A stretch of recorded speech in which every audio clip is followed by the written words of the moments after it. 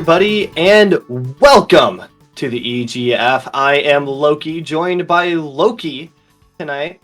We have a very exciting matchup for you. William and Mary versus a newcomer to EGF Smash Brothers. You might have seen them in some other esports. You might have seen them in other games, but this is the first time we're ever seeing them in EGF Smash. I could not be more excited for it. William and Mary, a very, very good kind of a, testing team for this Delaware squad, kind of see where they land. William and Mary consistently an upper tier team, kind of an upper middle team here in the EGF, and so they can perform well against William and Mary. They should be able to perform well against pretty much anyone else here. Coming up first for these squads, we have Boosts coming out of Delaware, an Aegis player by the sounds of it. Meanwhile, out of William and Mary, we've got the one, the only Claytron. They're known for their Mewtwo, and specifically being one of the few Mewtwo's that we have here in EGF. I think one of two, if I remember correctly. So not the only one, but definitely, hey, they're one of the two best Mewtwo's in the EGF, if you will. And we have concluded that button check, so we're just waiting on final confirmation's good to go, and that does look like that's the cue. We get started here. Turn up is going to be that Mewtwo versus Aegis. And very early on, it looks like we're gonna be seeing a little bit of the Mewtwo weakness up against this Mythra right there. Mythra very, very, very good at that rush down. Mewtwo wanted to go for a little bit more of that Trapper style and then close in with those amazing aerials. But it looks like Claytron knows how to deal with it. These grabs coming off of them are insane. Meanwhile, Boost not able to really find a ton of jungle. It's just getting bullied out by that Nair. Such a good ability. He can do so many combos, comes with so much ground. You can see there that drag down sets them up so well. Just ready for that next move. Boost here trying to fight back, pushing Claytron all the way to the edge, but that neutral B is just such good usage back over there. Force Boost off the side, and they're playing Aegis, so no chance at a recovery there. Gonna get sent down on their way. Great offstage play by Claytron, leading to that first kill. Now trying to go for a little bit more juggles in the air, but once again, that Nair from Claytron, using it so well. Boost is just not really able to find any good entry. Seeing Pyre here for the first time. That drag down Nair coming out once again for Claytron. Now as Boost is pushed over to the side of the edge, they kind of go for a little bit more of that offstage play. Claytron has been so good controlling all of this space every time, and that will be a huge move for that second stock right there. Claytron absolutely willing to take this fight off stage and getting rewarded for that aggression. Going for a little bit more aerial juggling now, and finally, they're at a pretty good kill range here, and so we are going to see more of that Pyra. A reason to stay on Mythra. Not able to get that little of a ping-pong kill there. That up air just barely not enough for it. Claytron now back on stage, back sitting on midfield. Doing a good job trying to position around that percentage they have, so that even when they take these big hits from Boost, they're not punished too terribly for it. Finally, though, the dash attack on the read and the ledge get up will be the demise of Claytron, so no 3 stocks here today. But still, does not look like Boost is in a good position. They have a lot of work to get back into this one. Get a little use of the Xenoblade there to add this much damage, but now at 93%, time to be worried. And they're still on Mythra. Finally, Pyra coming out, grab a little bit more weight. Some off stage, but a nice down B there. Not only gets some HP back, but also gets them. Gets Claytron back onto this stage. Projectile off the Boost does a good job of covering, but not a great job of killing, which is what they really need right now. Any kill move would be huge. At 121, pretty much have to do a perfect smash from here on out. And that grab's not going to help him out, but look at this! Strong aerial sets them up. Claytron not able to capitalize there. And Boost has a lot more momentum than they did starting this match. Ooh, not for long though. That sweet spot fair will be the end of that. Claytron getting out of it with just one stock on the board. I think that one really does come down to Claytron's amazing spacing there. Control of the stage, how well they're able to, you know, maximize every encounter. This one just such a good little hop there. Covers the jump option, covers that roll onto stage. So with both of those options covered out, I think Claytron pretty much knew at that point Boost isn't going to go for the get-up attack. They're not going to go for just stand-up. They're going to go for either that roll or jump, and so that's perfect control to make sure of it. Another example of this great offstage play that Claytron brings. 2 of their kills coming from that offstage play. Quick reminder for you Delaware fans who might be new to how the EGF does Smash. Got a pretty interesting system going on with it. Way they have it set up. Oh, is this a 2-framer? Yes, it is! Wow, that's cool. Don't see a ton of those, especially here in the EGF, with that, you know, little input delay. That's so cool to see. But for those of you, or input delay is coming from the wonders of Nintendo's Online. For those of you that are new to the EGF, the way that scoring system works is going to be 1 point for every stock you carry through your round, and 2 points for the set win. So the most you can get is 8 points, being that, you know, 3 stock rounds plus the 2 stock from winning the set. The least you can get is a differential of just 1 if you win your stocks with, you know, one stock round wins and then get 3 stocks there in the middle. You only have a round with 1, but any point on the board is huge, and those round wins especially add up later in the game, make the difference more than anything else. Early on here, looking to see a similar position as that first stock, though Boost is doing a lot better job of finding some more chip damage on all these neutral exchanges, and just having so much issue getting through that Nair. Whenever Claytron approaches, it doesn't really seem like they have a great response to it right now. You know, with her being one of those closer range fighters, Nair covers so many options that they really want to put out. How well Claytron is spacing all of their engagements. Oh, look at that though! Claytron goes for the aggressive play once again, can't find the tech off the wall, and so a tiny little bit is all they need. Great aerial though sends them right back to 0-0 on this second stop.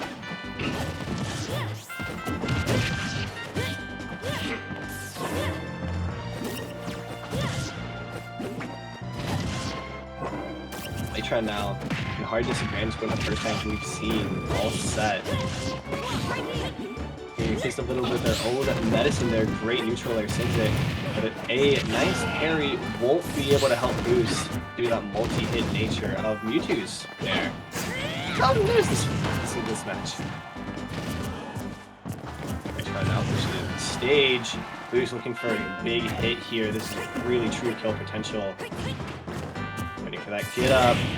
Just rolls onto stage. Boost doesn't really have a quick response to it, but they do have a good enough response to force Claytron back into this get up. And there's the download working for him. Huge hit, just can't find a kill off of still this great DI and a bad launch angle. Boost forced off stage. Don't know that Aegis has any way of getting back from that, and just like that, Claytron back into a position of control. Sure, it's 0%, so no rage to help them out. They just need one good hit off of the Smith, or off this Pyra. You can see how hard that can be with, you know, Claytron's spacing and how well they use this range that Mewtwo can bring. You know, very deceptively long-range character. Claytron there can't find anything off of that drag down up with a little bit of damage. There continues to help get them back onto the stage. That drag down is perfect, making sure they have no end lag that they really have to deal with there. Boost a little bit more. Claytron has full rage now. Nair, can they set it up into anything? No. They capitalize on it, but that's fine. They just want to keep that space, keep that life going. Continues that Nair chip damage. These neutral exchanges becoming so hard for Boost now. That'll even it right back up though to 1 stock apiece. 121, not a great place to be in. Gonna have to really utilize that Mithra speed, try to break through this zoning and spacing game that Claytron's got going. Needs to find a lot more damage in these neutral exchanges to really make it happen. 10% on the board right now for Claytron. Meanwhile, Boost really stuck in his kill range. Can Fair do it? No, sends him all the way to the corner, but it's not quite enough. Some good changes there, barely keep Boost alive, but at 140, you've got to start being scared. The switch to Pyrrha, a little bit of desperation, adds some weight to the character. Maybe with Rage and a good hit can make something happen. 50% on the board now for Claytron. Huge projectile sword, not going to catch, but a nice strong hit will before Claytron smacks him with the tail. And that will be that. Claytron wins game number 2 in set number 1 to give themselves a nice 4-point advantage over William and Mary. But that's still not that big of a difference. It's a really good first showing by Delaware there. Done great work in other games. And they're showing here that at least for starting out, they've got a pretty good Smash roster and a good show ahead of them. Oh, that's such... That move's so pixel perfect. I mean, you really see that little pellet there just hits it so precisely to make that kill go through. This one as well, great shield usage to set him up. This comes in with that Fair.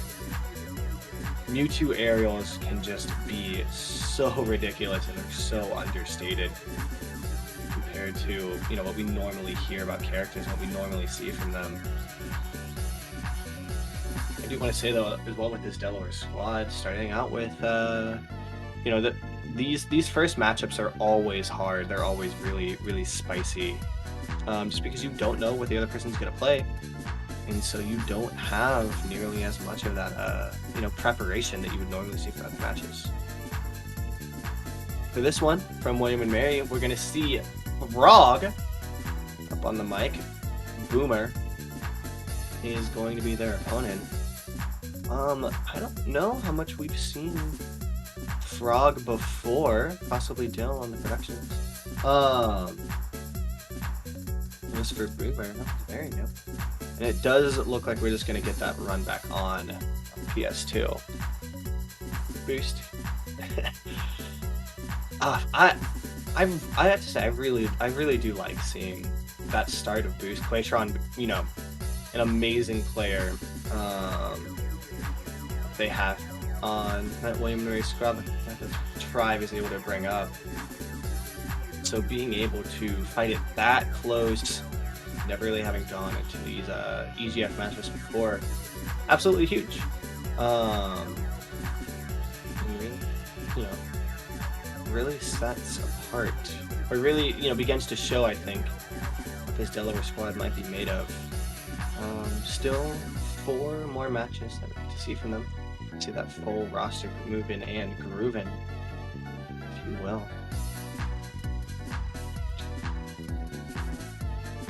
Taking a look real quick. Let me see if I can find any information on the Froggy Lad for us. It does look like they are mostly a Mii brawler. Based on the set, we've only seen them at one time so far. And we did see them play a Mii brawler in that situation. So they're not new talent, that William and Mary squad, but they are pretty recent. Don't have a ton of experience for them, which means that for both of these schools, there's really no scouting information to go off of. And so some schools rely really, really heavily on that scouting, on that coaching, on that prep, if you will, to find their match wins. At the moment, though, neither squad really able to do that. William and Mary here, by playing these newer players, really set everything even across the board. Neither team able to do any scouting, neither team able to do any prep. So as a result, We just have to run at what we see.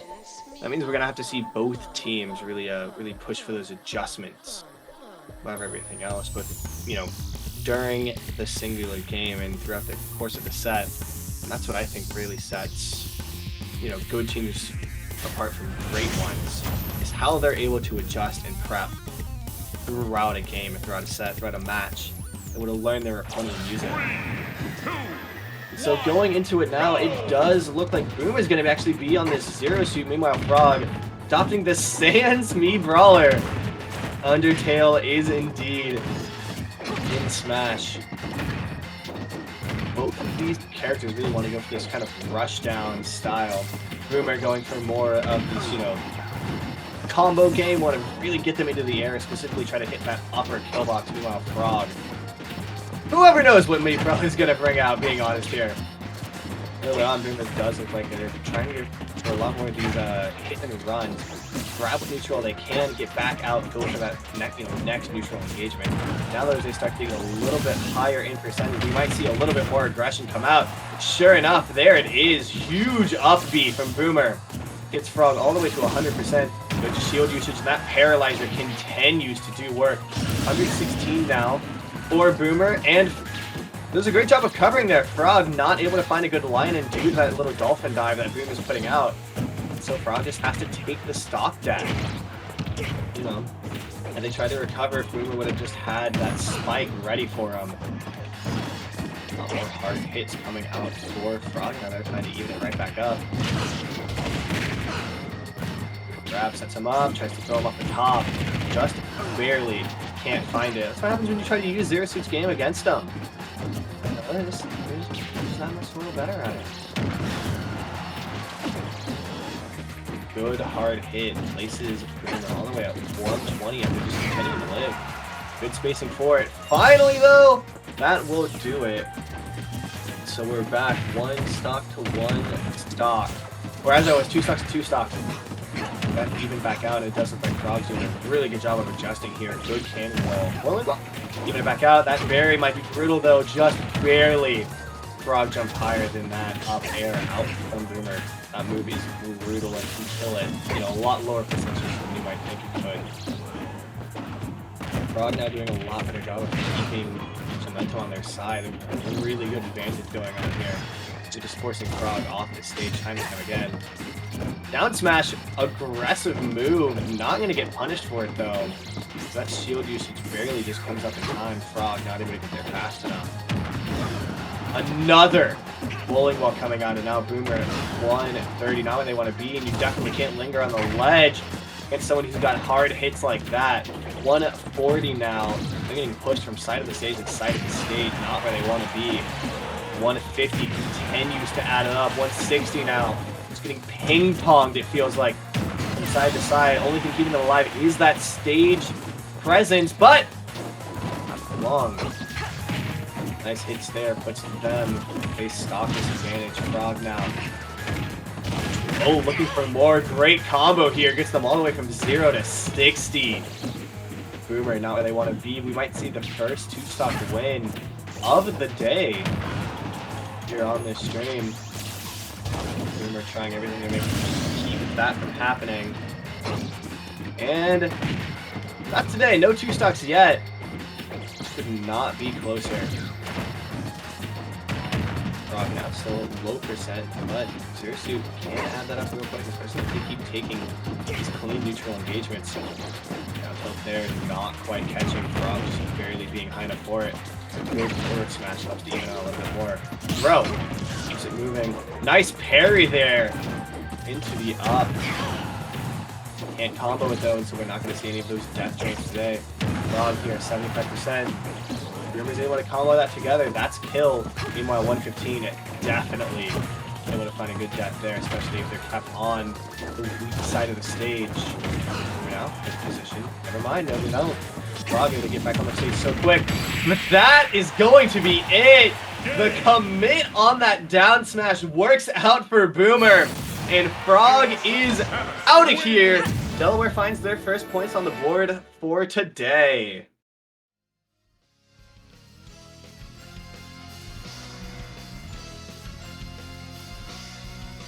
I love the call out on that down smash so much. Sets him up for that perfect up B. We are moving and grooving. If that down smash doesn't hit, Boomer's dead right there. There's no other chance. And the end leg on that move is so brutal. That paralyzer comes in clutch time and time again. This is the one we saw with that dolphin dive, forcing Frog to try to choose a different line. They were just hoping they could connect there, or at least take Boomer with them. But Boomer able to pace it perfectly enough. It doesn't end up happening. Meanwhile, Boomer's game largely paralyzed, by that spacing, by that aerial game, by that hit and run. Frog is instead just going for those huge hits. You saw the great up smash there, bowling balls to help him out. And just keep that nair moving as well. So we saw Frog really committing to these hard hits, trying to take the fight right to Boomer. And a lot of the time, Boomer did not have a really good response for it. Really only getting out of it by all those different neutral exchanges, and by finally, playing a little bit of Frog's game near the end, and just going for the big hit. That death, absolutely brutal. For the Frogs, thought I would have jumped high enough. How often do you get to see that? Really on here. Looks like possibly a bit of a change in playstyle from both players. Boomer realizing Frog really relying on those heavier hits. Frog realizing that as well, trying to go for a bit of a neutral, but Suplex City time! Gonna add up some damage. Never mind. Hard hits definitely still on the table. Frog just realizing Boomer really likes to go to that shield option.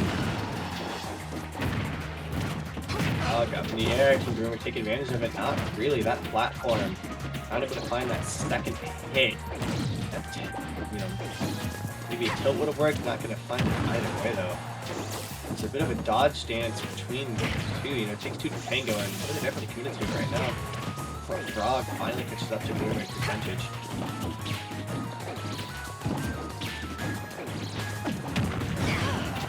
Cannonball coming out again. Leaving dividends before a nice clean recovery back on the stage. Good berry finding more. Yes, they will. Kill comes out for Boomer.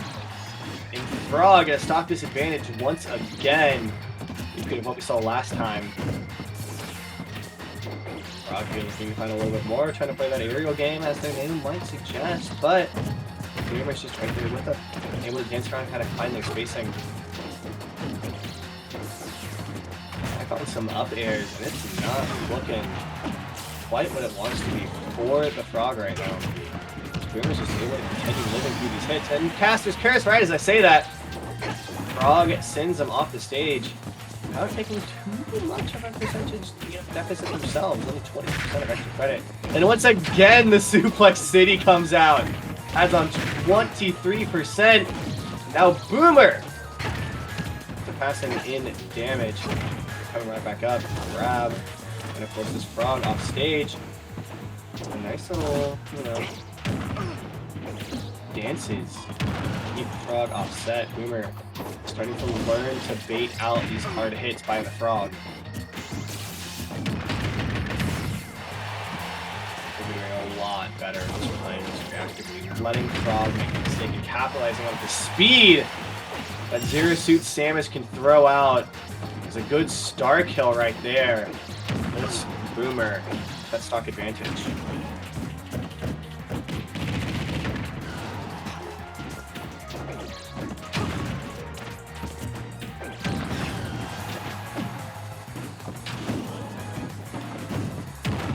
Here. High percentage. Where they really want to be. I'm really just looking for this extra credit right now. Trying to find add a bit more. 45%. Just to keep that going a little bit. Cannonball almost hits him. Great aerial control. To prolong this life a little bit more. Spot dodge getting through. Can they find it? Oof. Does get out, but 90 percentage too, and I think they'll take that every day of the week right now. 145, can they make use of rage? Nope! No, they can't, no chance for that. I'm sorry, Boomer. Every time I've mentioned "Can you stay alive?" it has not worked out for you. And there we see the downside of that down smash right there. That's why you see Zero Suit using down tilt.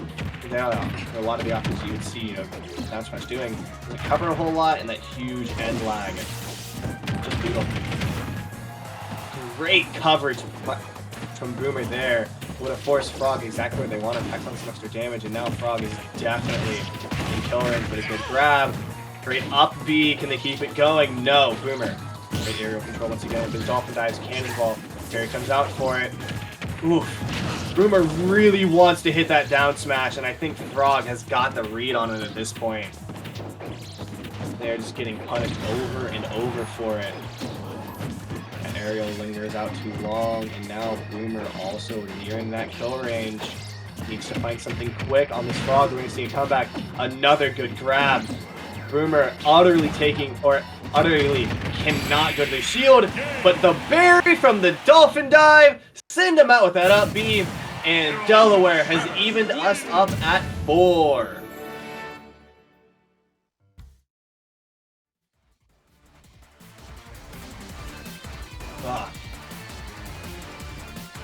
Say what you will, but understanding every little bit of your kit, Boomer definitely did that. I don't think there was a single move that they didn't really, use consistently and use well.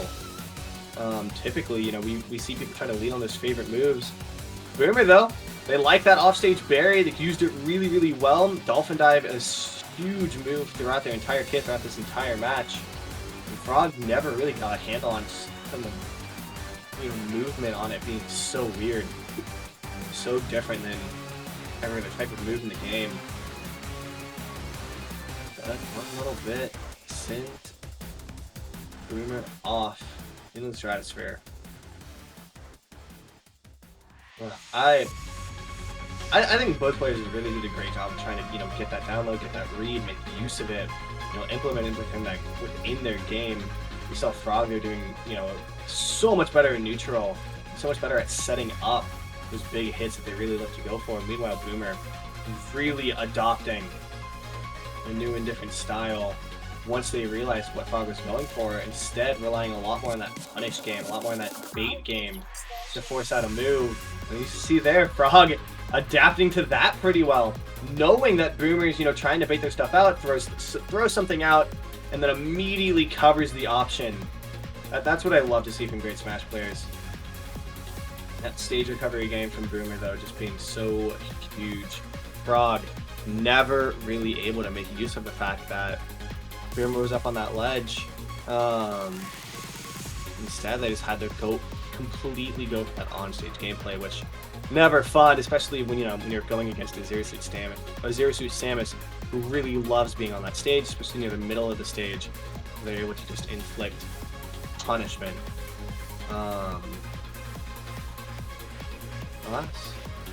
here we are. So with that, it's gonna roll right into that next one. We've got Swift coming in for Delaware. That is the captain of this Delaware squad. Meanwhile, for William and Mary, we've got Drengotter. Drengotter, one of my favorite players in the EGF. I've sung their praises before. We usually see a Game & Watch or a Bowser coming out of them. In my opinion, they're one of the smarter, players in the EGF. In my opinion, if you're going to play Game & Watch, you kind of have to be. They do such a good job of really adjusting, of, getting that read, getting that download. I've mentioned time and time again that that's what decides matches here in the EGF. And Drengotter is one of the best at it. And time again, we see how, the ability to adjust, the ability to learn affects these players, not just because, in that singular match, but because we get to see them week in, week out for semesters and years on end, and the growth that you can see in a player really says so much about them, so much as their character. And hey, they're all in college, and what's that about if not growth and being able to learn as a person? So we see, some of these long-term players really look to Smash Brothers. It's kind of a guide in a lot of their academics even. needing to adjust, needing to work, being able to show that follow-through and dedication really helps him out in those academic fields. As we get right back into it, it does look like we're going to see the Sheik coming out from Swift. I don't know that we really see any Sheiks in the EGF. Meanwhile, Drengotter adopting the Bowser, going for those heavy-hitting styles. So once again, we see this war of playstyles here. Drengotter, really going for full hit, full weight. Which means they're probably not going to win until these neutrals, but they just need to win a few to get this damage. But first, they got to get through this barrage of attacks from Swift, who is just adding up the percent. We said here before on these EGF casts that Bowser can just be combo fuel if you let him, and Swift absolutely making use of that right now. Drengotter already at 134. As this Sheik is kind of rolling through him, make that 150, and you cannot linger on that ledge. Goodbye, Bowser. Swift is off to an early lead here and looking for more. Nice little body slam there, gets Swift all the way up to 90. That's not gonna be a ton right now. This combo game from Swift just continues to bully out this giant Bowser. Finally! Nope, never mind. Body slam will not do it. Sent them the wrong way off stage. Flames get a little bit of extra in. That regrab means they're not going to get that invincibility. 150 now. Any good hit on a Sheik should be the end of it at this point, especially from a Bowser. And that will be it. That fair. Done and gone. Jack Black not really wanting to deal with Princess Zelda right at the moment. But even back up in these percentages, a couple of good strong hits can come through from Drengotter. They're getting it pushed up to 80, pushed up to 88 now. Each little neutral exchange just not going their way at this point. So before they only need a couple, but it looks like the scales are a bit tilted in the favor of Swift right now. Good little bomb out into those Maddox.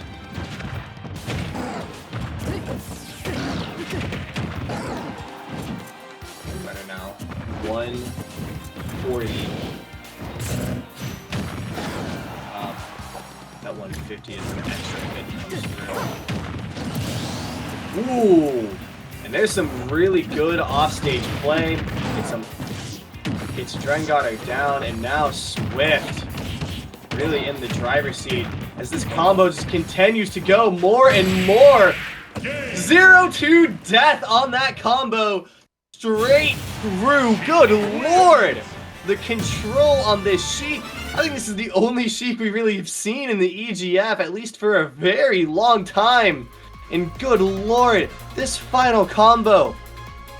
This replay doesn't even show the extent of it, as they're able to just completely roll it through here. That is insane.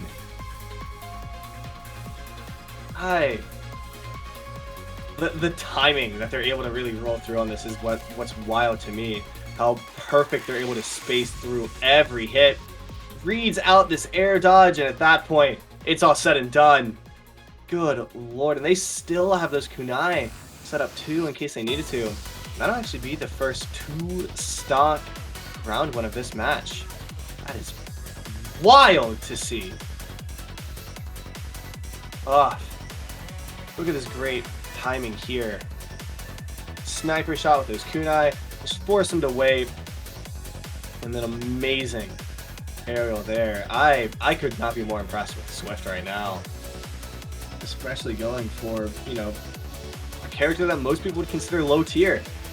The combo game on Sheik is insane. I don't think anyone would disagree with that. It's wild to see.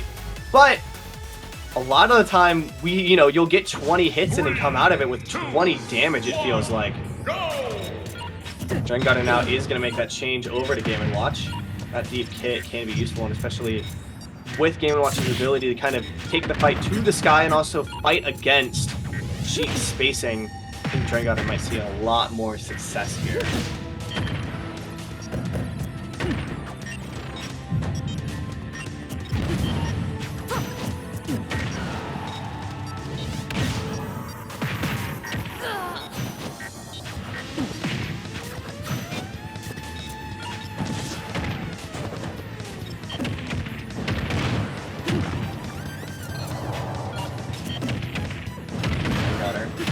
absolutely fighting for a lot more control at this point.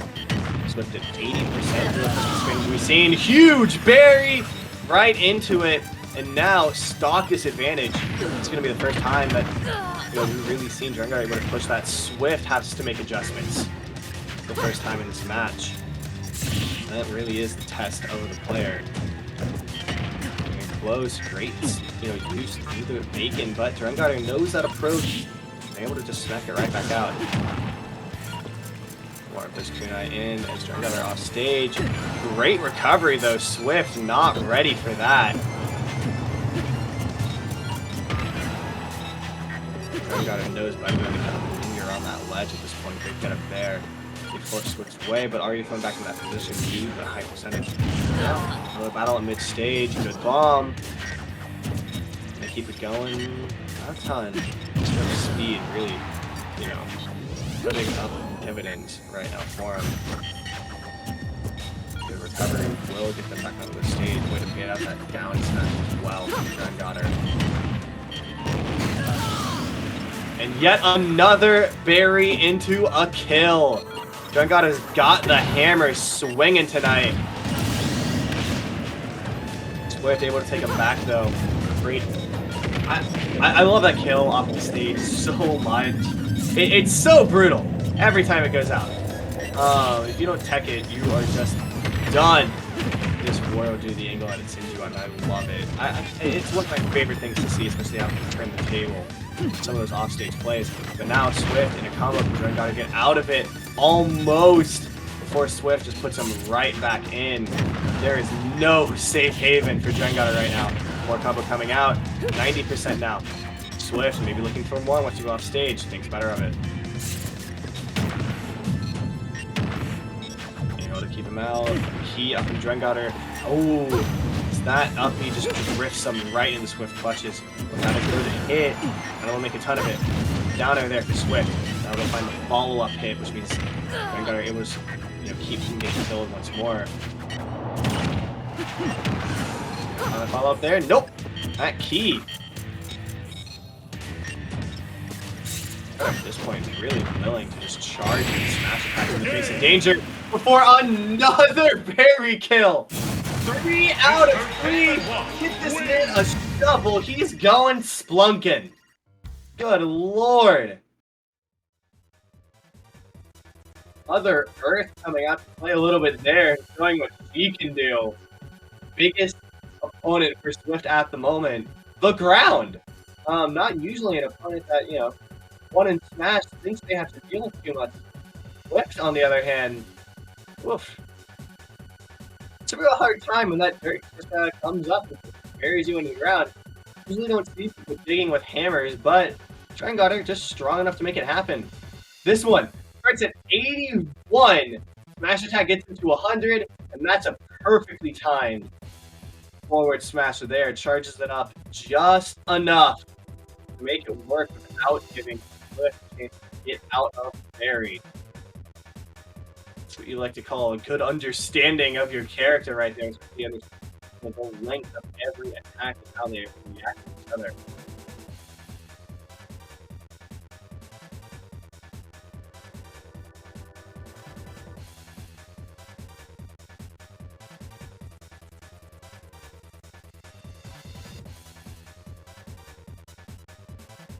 Our final game of the set. When we go into the full circle, back where we came from. 3, 2, 1, go! Mirror throughout 6 games of this match. See 1 set, 2 1-set wins, 2 1-set wins, and now we've seen a 2-set win from either side. So if you want to make it, really set yourself apart, here's the time to do it. Swift do a lot better job of taking this fight to the air where they're a lot stronger and know how to deal with the spacing that Drengar can throw out. Marquette coming out, not doing really too anything. This jab, Drengar also not attacking. The turtle had done some good damage. I continue to say that. The Game & Watch not responsible enough to have a turtle I don't think this man deserves animals. No, anyone who takes a turtle out into combat and then just throws it at a weird ninja girl should not have pets. I don't think they're responsible. In the meantime, though, Swift's been doing a good job of fixing a lot more harder hits. Ooh, and the good offstage combo wins them another one. Swift really able to take the fight to the air and specifically off the sides of this stage. He's pulling up dividends for him time and time again. Another berry leads to another kill. Make it 4 out of 4 as we just keep counting them up. Swift just to figure out how to stay out of the ground. I'm gonna have that high percentage 51 and Swift can take it off stage and can absolutely convert. Not gonna be able to do it though. It's too dangerous with that high percentage and they want space to really have that confidence. Shield almost breaking there. That protect again from the berry. Tuna to help fight the approach. It's not so quick. Finally, though, Drengot are able to predict it with a bucket, so they get a little bit there for him. Bear juggles, not gonna be able to see it. That's something Drengot usually relies a lot is these top bear juggles. And Swift's been doing a good job of making sure that Drengot really can't find any. B is dangerous, especially with how fast Swift can react. We're really living up to the namesake. And oh no, the berry! The spacing isn't there for Drengot, and so they're not gonna find a kill off of it. And that is a huge missed opportunity. Would have been 5 for 5 on the berry. We see them fishing for it again. They know Swift's susceptible to it. All the way up stage. That up B might hit him. That's fine. Turtle coming clutch once again from their irresponsible pet owner.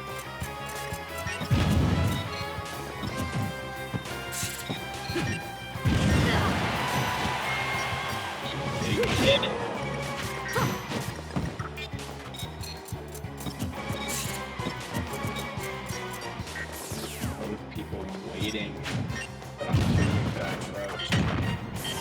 Another berry, and that'll do it. 5 for 5. So we see a 6 for 6 on the berry kills. Drengot just taking it right to him. He's stuck on the platform, and another offstage kill from Swift. 1-to-1 stops, 0% on either side. Where everything is on the line, folks. This is the chance to set their teams apart. A win in this game would give their teams a 3-point advantage, and with how close these sets have been so far, that is absolutely necessary. Good juggle from Swift as they take a good time to disengage, grab the Kunais. That up air continues to put in work. Good shield usage, not going to be able to find it. Kunais into a great attack there. Just continues to add on damage. Drengot really responds to the spacing right now. Swift's completely changed the name of the game. These mix-ups are brutal, and Drengot isn't able to react to it fast enough. Finally, they find their footing at 91%. They able to get some attacks back in, up air, not able to connect. Swift only at 10%. Drengot still getting bullied by these guys. Turtle comes back out. Swift after the edge, Drengot can't find an advantage of it. Bacon coming out. Still nothing. Swift able to space and dodge this so well. The movement is ridiculous. Just add on more and more. Shield coming out for both players now. Up in the air, that B recovery sends him right into Swift's path! And another offstage kick! The flip in the air finds the kill! And by the skin of their teeth, Swift manages to get through it.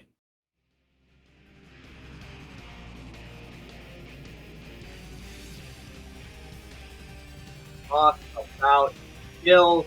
Talk about good pacing. Especially good mix there.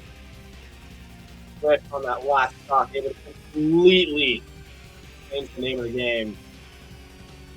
Of course, Drengot is exactly where they don't want to be. Drengot, even as smart as they are, as quick as they are, Swift of the brain, not able to adjust back stuff. That huge backflip kick. Only time to get it. I know that. They're 3 for 3 in this game and kills off of that. As we go, Drengot are just not able to find that 6 for 6 on the berry kills. They were so close too. They had an opportunity to find another berry kill, and they're just not able to convert on it because of that spacing. I keep going back to that one into my brain, wondering how this game would have been different had they had the spacing for that kill. But we saw how important Barry was. They're able to go like a pixel of distance behind it. Sometimes not enough. But really able to find that play style mixed up at the end there.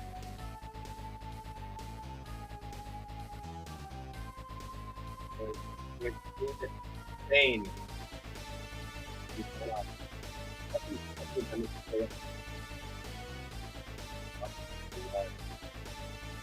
Never. I don't worry about anything.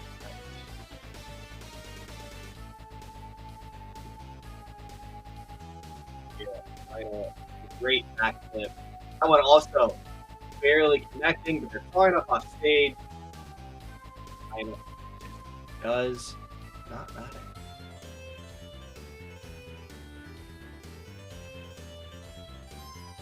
It's a snake, actually. Snake. Okay.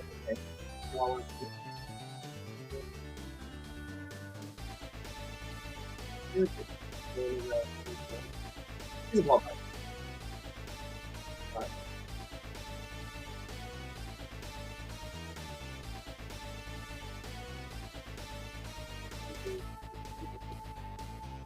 Pipe.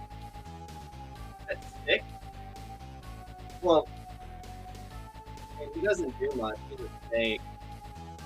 Kind of just hang out until it's nighttime.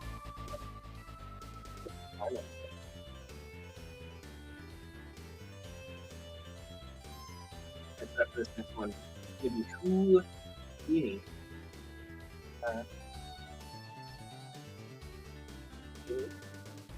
For Delaware. I would love to give you information on that, but I just really don't know. Semi-RS, meanwhile, plays boring. Good tribe. They're, I don't a little bit. Form. Corin. I don't know. Usually pretty expensive characters that willing to take the fight right to on it. As we're gonna go to a real quick break, don't go anywhere. We'll be right back.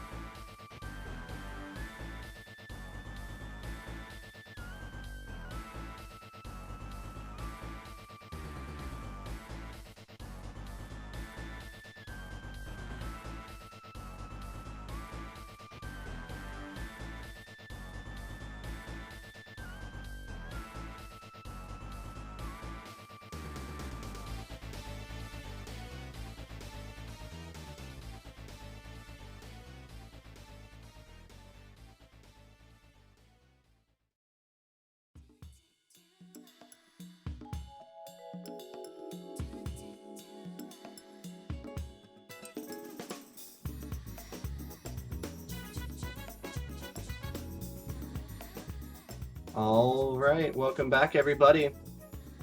We are gaming and ready to go. We are going right back to PS2, as is tradition here in the EGF. Every match must have at least 7 PS2s. We're legally required to include them. I don't know if you know.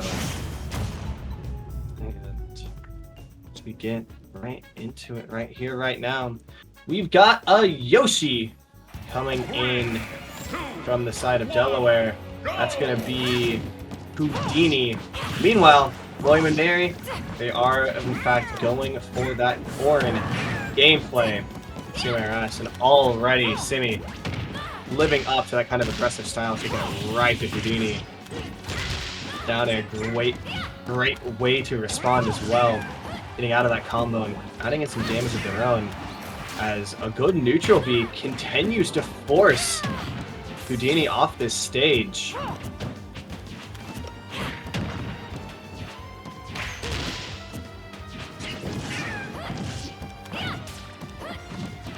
Houdini trying, or as I was saying, trying to force Houdini up here, but that Aggie keep them out, or keep Simi from being able to get Houdini into a really good kill. This egg usage coming in very clutch at the moment for the Houdini, as they're able to survive this really high percentage through the use of the spacing and speed you do get on this Yoshi. And a great move there to turn the tables on Simi and put Delaware in an early lead here for this game.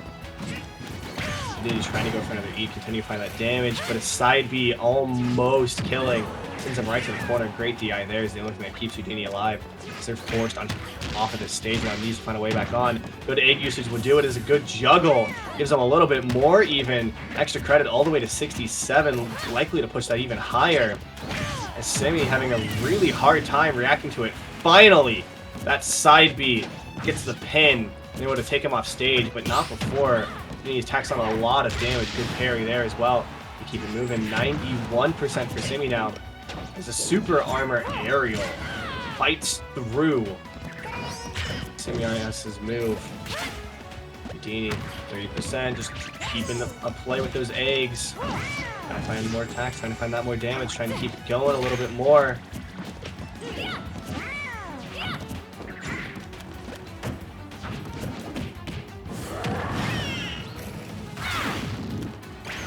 $77% now for Houdini. So trying to work through this one. 126 on the board. That little butt slam from Houdini. Doing great work. Simi's on their last stock at this point. Houdini at 90%, but we've seen how long they're able to live at that kind of stock. Good eat, add some more damage in for a safe move before that dash attack. Just a little bit more from Houdini. Back airs, adding in more. Down throw. Keeps adding on this damage. As of the roll through of the egg. Ambitious move, but not going to get punished for it too terribly much. An offstage attack by Simi continues to push Houdini out of the way. This egg usage does such a good job of setting up. Step back on the stage cleanly and adds on a little bit of combo to it. Grab, not enough to find a kill. Smash damage is not there. Houdini continues to sit on the edge of the stage and throw eggs in such a safe move. Up B, amazed that didn't kill. Huge DI there from Houdini, keeps him alive all the way to 150 now. A little bit more damage will get them into that rage, and that can open up a huge combo. Egg continues to do so much work for Houdini right now. They try to take him. He tries to take Simi all the way up to the top of the stage, but a down air keeps Simi alive for a little bit longer. Is at 96. Make that 102. Make that dead. Houdini with a 2-stock kill.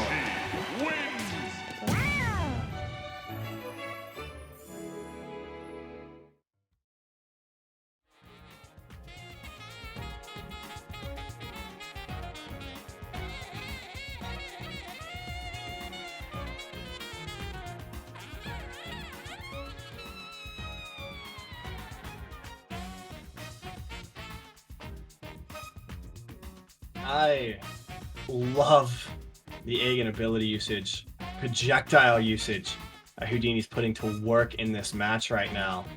Absolutely brutal across the board. And this spacing right here as well. That should... Actually, never mind. That was huge. They're able to hit on the second part of that move, not the first. And that's what gets them the kill. Spot dodge from Simi. Doesn't last long enough. As a result, Houdini sent right back where they sent right back where they came from. He does a great job. Simi finding a whole lot of success with that side B, that pin being a huge marker of success for them. But that's really the only success they were able to find in terms of kill moves. They almost got a kill with another one. That time it works against them, as you can see right there. So it happens when you over-rely on a move too much. It's a really good move. I love it on Corrin. Corrin, one of my favorite characters. But that side B can be brutal. Not spaced and used properly. And there, it just 100% is not. Houdini doing a great job of not just understanding their kit, their opponent's kit, and how to play around it, as well as adjusting to the moves that they were looking for so much of the time. That one, just a great read in general. That's just so perfect. Houdini knowing the spacing that Simi they were trying to fight for, and they were fight against it.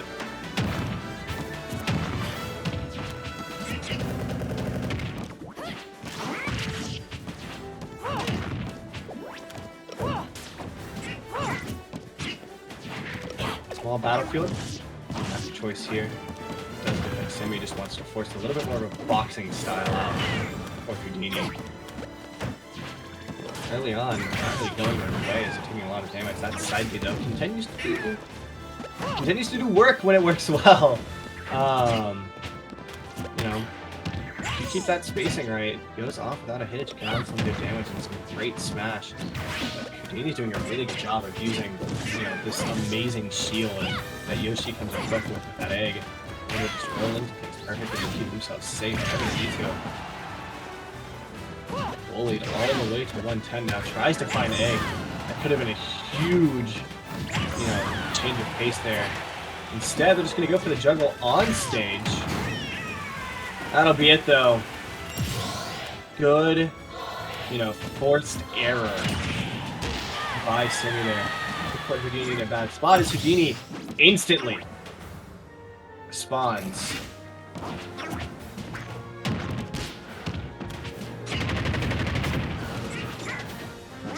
Now bully all the way to 57%. Houdini still at pretty low percent, all things said and done. They both started to stop on the same percent. Just adding a lot more damage. Simi now is having to play this a lot more conservatively. Not the plan going in a small battlefield, I believe. Small battlefield, you know, you find a lot by being aggressive, being able to close that space, being able to force those boxes, you know, find those short hop aerials, especially on Corrin.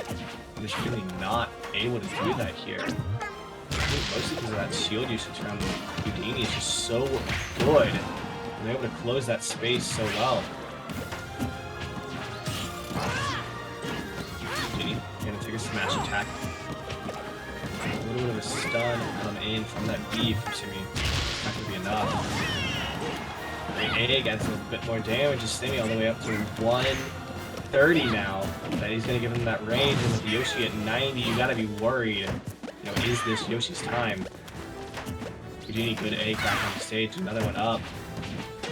Samira's trying to play this projectile game with him. But a good aerial, maybe an opportunity. No, Houdini's able to stay out of it and throw another egg out. Looks for that huge finishing attack, but the DI just isn't there. And finally, that upper kind of aerial game gets punished. Simi are able to take a stock off. And now Houdini, never mind! Houdini able to just get a good kill and send it all the way through. Just back to even percentages on even stocks. Both players have to play this so carefully at this point. Good spot dodge looks for more, but you gotta deal with that huge Yoshi up tilt. And now these up airs continue to add it on. 106, and that will be it. Houdini out of nowhere Amazing job.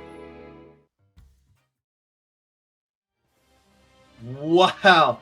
This final little combo here. Not a 0 to death. You know, not full combo all the way through. But pretty close to it. You know, that up tilt baits out a spot dodge. Second up tilt comes out fast enough to connect. Good little juggle, and then you just get to do the Yoshi combo all the way through. And once Simi is off stage, it feels like it's just a death sentence now.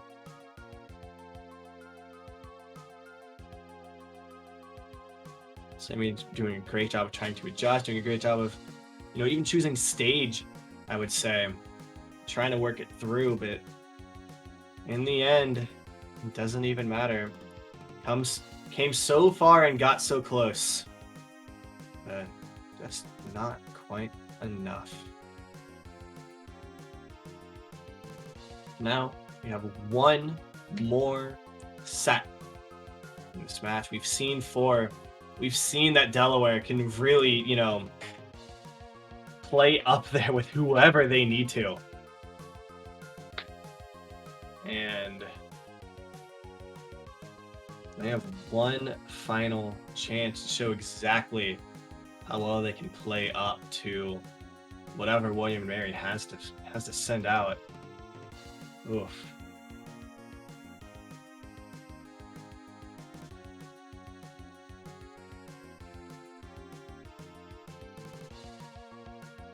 Taking a look at some past records. William and Mary has been able to put up, you know, consistently good points even in the matches that they don't win. They really do kind of find their place as one of those, you know, upper mid tiers here in the EGF, and they do a really, really good job with it. The fact that Delaware starting off this strongly, this cleanly, I think bodes really, really good things for the future. Last members that we have coming on out, going to be Emba from Delaware. Meanwhile, from the Tribe, we're going to see PGIV, a Cloud and Joker player. So if you like anime, do I have a boy for you? His name's PGIV. And he's ready to cloud all over it. My favorite part of Persona, personally, is when Joker says, "It's joking time," and then Joker's everywhere. So I'm currently playing through a Final Fantasy VII Remake. Good game. Top tier. I enjoy it. So yeah, it's anime time, baby. PGIV, maybe maintaining the cons. Maybe we'll see an Aegis or Fire Emblem character. It count as anime. Especially with the latest game that's come out, that would definitely count as anime. Game's also a good game. This has turned into the "What game is Loki playing recently?" stream. They're good. I like them. Fire Emblem, Engage, very good. Final Fantasy VII Remake. Long, but good. Final Fantasy XIV, the other game I'm playing right now. Also long, but good. We love Final Fantasy XIV. That's the best community outside of like EGF, in my opinion. EGF has an amazingly supportive sportsmanlike community. I'm always really, really happy to see that. Unironically, it makes it a whole lot easier to cast when the people are like being nice and being considerate with their fellow players, and we don't have to like sit here looking at their chats and like, oh my god, they're fighting each other. No, it's always really, really nice. They're really, really professional. All the players here are very, you know, stand out players. But can really just show what they do best, more than anything else. And I really do like to see that. So we're just waiting for this final match to get going. It is going to be PS2 for first game of the set. I know. I'm so fun. We do keep the anime theme going. Pokemon Trainer. Another good Pokemon Trainer addition to EGF.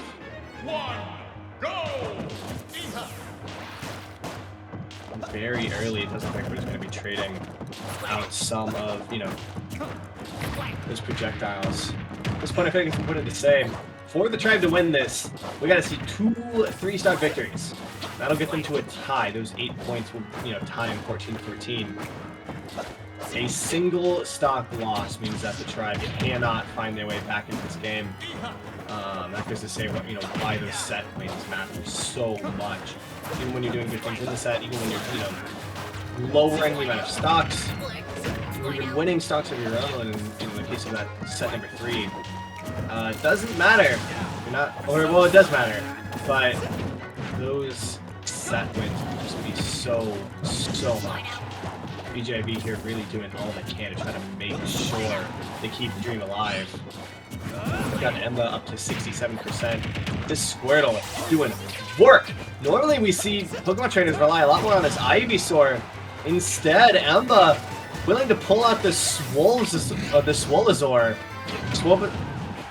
Wait, no. The Swirl? Swolderl. Sure. We're gonna say Swolturtle. And put in a ton of work. Finally, Emba gonna pull out the Charizard, looking for this final kill. BJV's done a really good job trying to, you know, stay alive during all of this, all the way up to 126. Now they can try to find a kill onto this Charizard. They're gonna have to work through, you know, huge, wide range of real attacks. One good attack. That's probably all she wrote for William and Mary at this point. Both up to such high stocks. Both looking for that one final touch. Being so close now. And that'll do it. Charizard doesn't need a lot to make it happen, just that one tiny bit. And just like that, William and Mary is eliminated from the match. They put up a great showing, but it's just not quite going to be enough to stand, you know, fix up against the newcomer of Delaware. As Emba actually keeping this rolling all the way up to 173%. Takes a good hit. Still not going to die. That flamethrower doing a really good job of keeping PGIV off of him. They can just add in even more extra credit and make it 71% now. Emba looking to add in a little bit more. They got to play it safe. Get flamethrower out here. That damage adding up for finally great aerial from PGIV. Good spacing to grab that final hit. As PGIV is indeed looking good. Back on this Squirrel, back on this Swole Turtle. Looking for a bit more damage. The combo game with the Squirtle is so insane. How much do we see a great kill move like that from a Squirtle? Emba, the true Swole Turtle if there ever was one. Now PGIV, their last stock of the game, and Emba is still in good position, not even ready to go over to the Ivysaur yet. They still want to stay on this Squirtle. That's how brave they are, how confident they are. It doesn't matter that they're over 60 at this point. They just want to keep that combo game rolling, and dang, is it rolling right now like a boulder. PGIV trying to get this spot dodge, not going to work out for them. Now Ivysaur comes out, that PGIV is at a little bit higher percentage.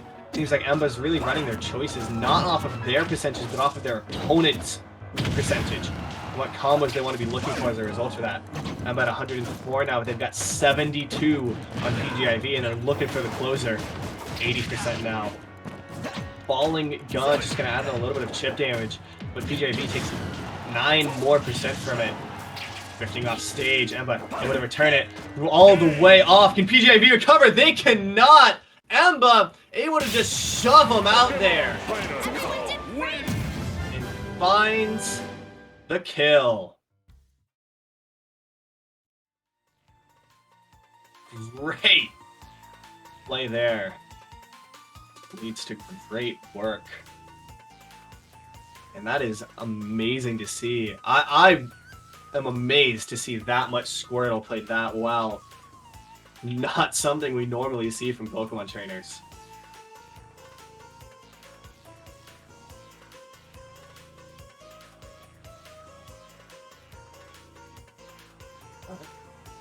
here we are. I mean, I love PJV. I think they're, you know, they do such amazing things, and you saw what amazing things they can pull off there.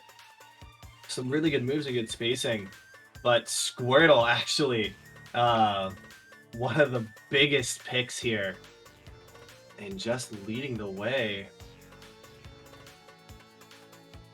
And you got to think as well, that gives Emba a lot of, you know, advantage in that matchup knowledge. And this grabs the trip and just sends them through. You know, people played against a lot of Pokemon trainers, but how often do they really play against the Squirtle? I mean, that Ivysaur is always such a huge pick that we don't see Pokemon trainers wanting to drift off of that one most of the time. And I can't really blame them. Emba here, not what they're up for. And so PJV gonna go ahead and switch to the Cloud. That Joker really wasn't working out for him. Emba is still starting on the Squirtle, gonna be looking for more. I think PJV might find a lot better work on this Cloud, just due to one, how much less come and go they are with, you know, Joker having that Arsene, and then two, that arrow just being such a huge move that can really just keep him going.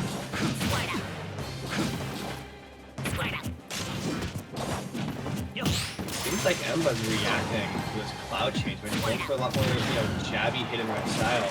Not seeing nearly as much combos. JV going to break on the board now, and so Ivysaur as a result. With break, arrow, not going to be able to catch. So PJV pushed up over 100 now. Emba also really rolling a great job on this Ivysaur.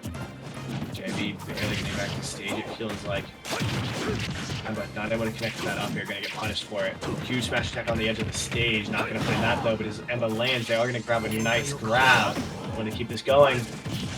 Emba trying to grab that 2-frame, barely off time. And there it is! Not a 2-frame, but definitely connects beneath the stage for a huge meteor. Looks like PGIV had the momentum early in this one, but already Emba sending it back their way as this Pokemon train has got a lot of fuel and it does not have a whole lot of brakes.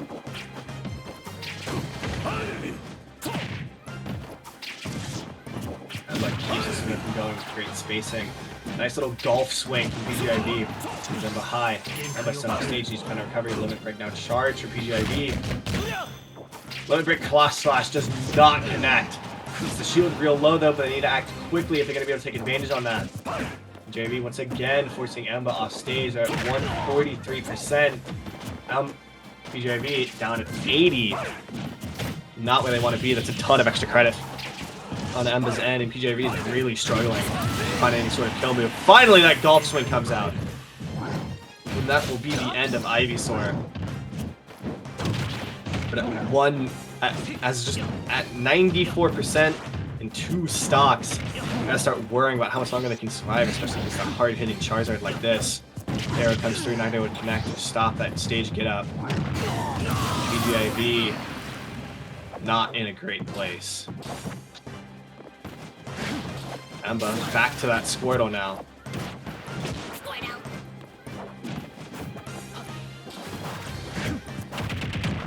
Find a little bit of combo. Gonna grab a little bit off that aerial. Defend a bit more now. PJV just grabbing chip damage wherever they can almost.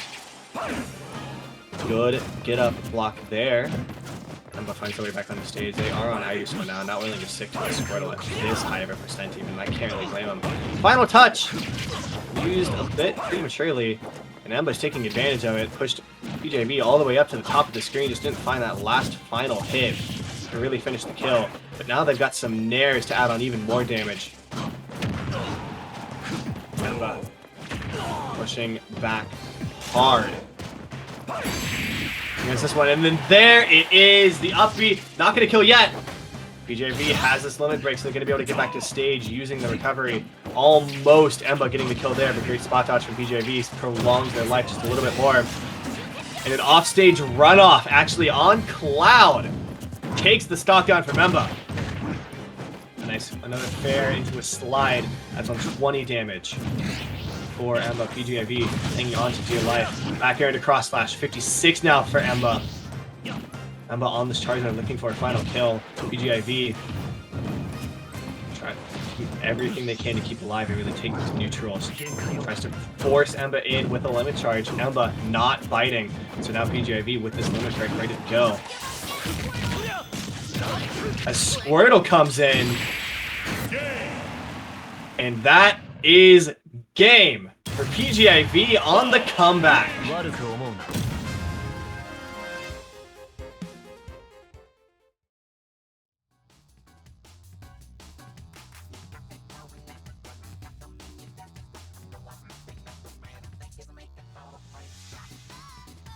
Those golf swings coming up clutch. I gotta say, I'm really surprised that Emba went back to Squirtle for the final stock. I mean, they are the swole turtle, but even Squirtle can't survive at that high of a percentage, especially going up against these, you know, huge swings that Cloud is bringing to the table.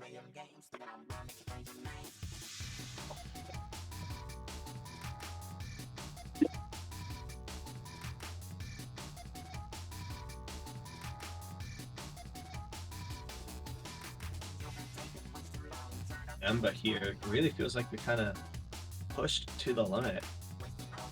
They need to find their way back in this one. Keep in mind, William May, they do have the win either way. But we getting to see players showcase their talent is always huge. And then what matters a lot in the EGF here is that point differential, is that round difference. That's what gives your standing for tournaments at the end of the year. If there's any, you know, tie in wins, which there often is with how long these seasons go, and how close a lot of these teams are, then it does go right to that point differential and that set differential. So every point is hugely important in the long run, even if not necessarily in that show. 3, 2, 1, go! Still relying on this Squirtle. He starts out as both players really trying to make it. Emba will strike first. Oh no! Oh, that is such a call out post on main. Emba just reads the up B, has that water gun charged, ready to go. PGIV cannot fight against momentum enough. Cloud, not enough air drift to get back to the ledge. And so within the first seconds, PGIV is starting this one to stock down. As Emba's already putting in work on the Squirtle combo game. 63% now. Make it 73. Switch to Ivysaur. Already a good hit. PGIV's got this limit charge. Looking for an opportunity to use it. Fair. Sends out. Gonna get punished. This punish game is huge. PGIV has to commit the limit break to an on-stage up B, and just like that, Emba hits the up air, sending it to the final stock for William and Mary. The Tribe on its last foothold. Shield break almost coming out. Emba had to hit the parry for the last move, or else it would have. Another back to throwing out these side Bs. We've got Cynthia's song going in the background, and it feels fitting right now for PGIV on their last stage of life. Up against this Pokemon champion on the Ivysaur. Razor Leaf after Razor Leaf being sent their way. They have to find a way through it. It is so brutal to try to find spacing right now. 45% up on the board. Can't really get in. Tries to go for a boxing match and just gets out without anyone getting hit. The Nair from Emba adds on even more damage. PGIV has to find a way back, but that puts one at risk of Razor Blade, which is exactly what's going to happen. Up B from Cloud adds on a bit more damage. PGIV looking for some of those cross slashes. No, that end lag on it gets punished. Emba trying to find maybe a kill up top again, not able to. PGIV gets out of that one and finds a good fair. Keep it moving. Another fair thrown out, and another punish here from Emba. As Cloud has to commit that limit break to getting back on stage. And almost a kill there, but Emba's not able to line it up.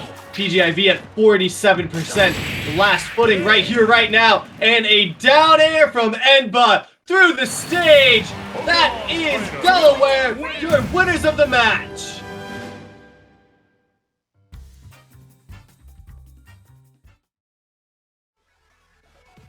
Huge games throughout there, and hats off to PGIV for bringing it back as much as they did. That is insane to see. Could not have asked for more. And Delaware making a triumphant entrance into the EGF. Normally when we see teams enter, we see a good showing, but it ends up being a loss. Not today. Delaware breaks the mold and wins their entry match and really shows exactly what they can do and how they can do it. I could not be more impressed with Delaware, especially with the diversity of their players and how well they're able to mix play styles and act throughout it.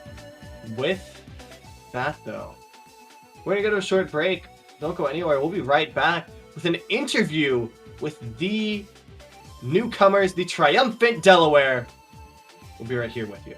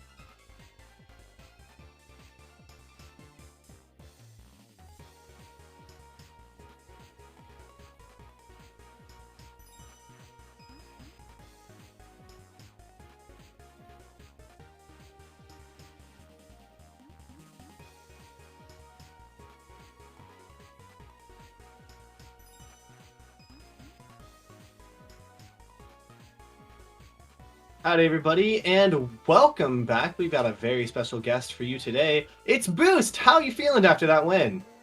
Gotta say I'm feeling pretty good. Yeah? Yeah. So, with it, this is your debut in the EGF. How is that feeling? How did y'all prepare for this? Coming in, we were all pretty confused, pretty nervous, since this is our first time really doing something like this. But I think once we all started playing each other like an hour or two beforehand, and once I went in first, I think after that we kind of got a feel for it, and we kind of found our footing, really. Well, how did it feel going in first and kind of like starting out and representing your college for the first time in this? Definitely scary, definitely nerve-wracking, and I think it showed a bit in my play. But I'll take one for the team, you know. Well, someone's got to be first. Yeah. With that, is there anyone you want to shout out, kind of give those props to? Shout out to the other 4 members of my team who played today. They won all their sets. And shout out to the rest of the Delaware peeps watching. I saw them in chat. This copy process went crazy, and it powered us up to win. Copy pasta is it's the most important part of any team strategy. So with that, thank you for being able to show off what you can do today. I cannot wait to see more of y'all. With that though, I've been Loki, and that's actually all you're going to see of me today. We're going to go to a short break and get a little bit of a swap to get a new face in here. We'll be right back with more Smash Brothers. Don't turn that dial.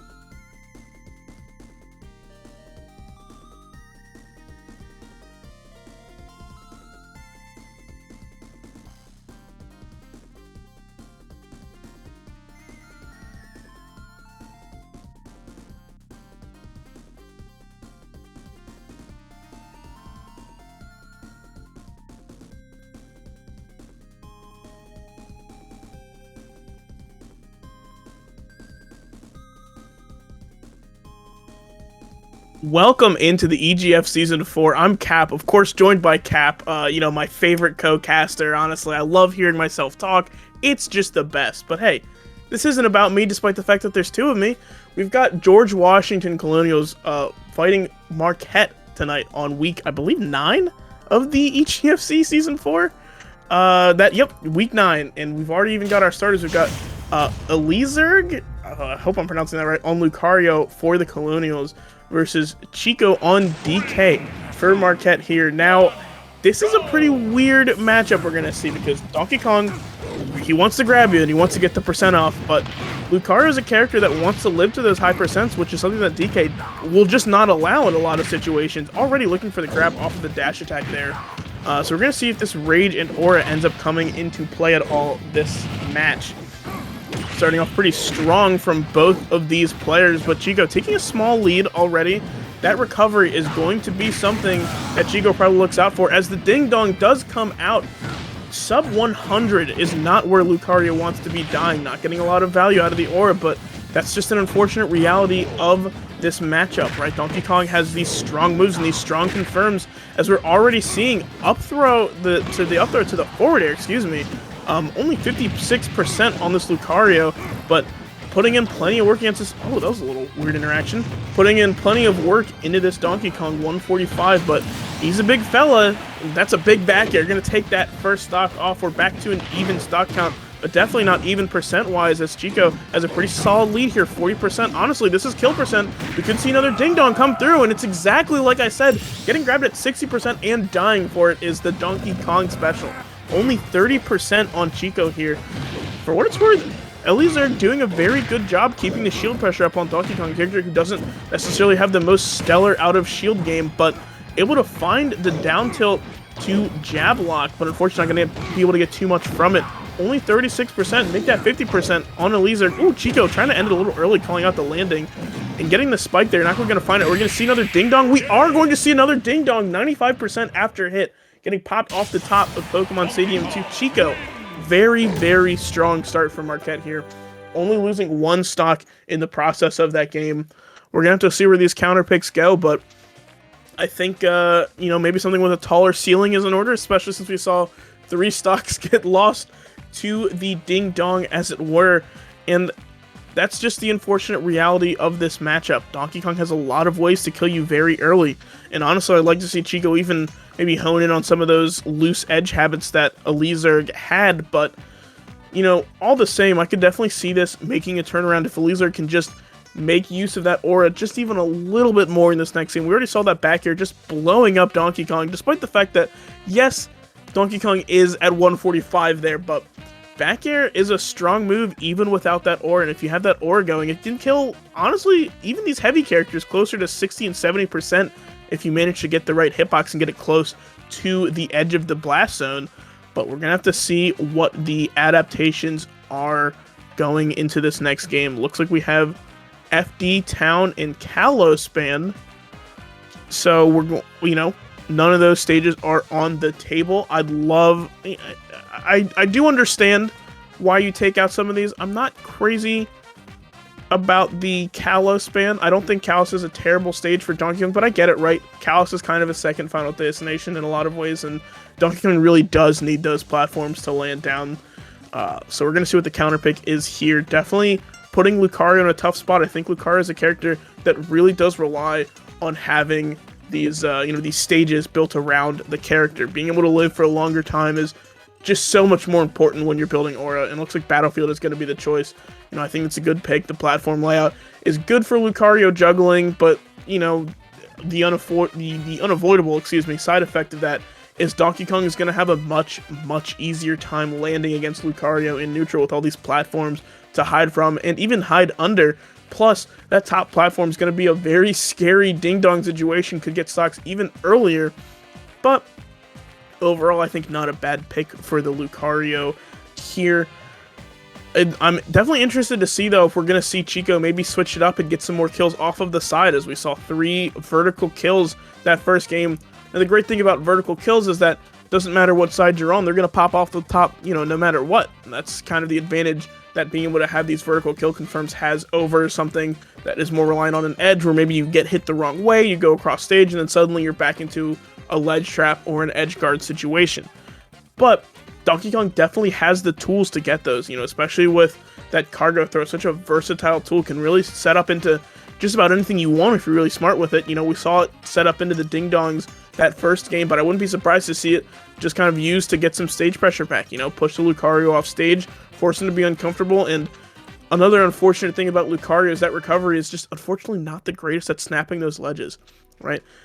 Ideally, the way Lucario wants to be recovering tends to be kind of, especially at the high percents when, that up B is going so far, you kind of want to bonk your head on the stage underneath, so that way you kind of bounce up and grab the ledge, but that's very, very hard to do, consistently and precisely.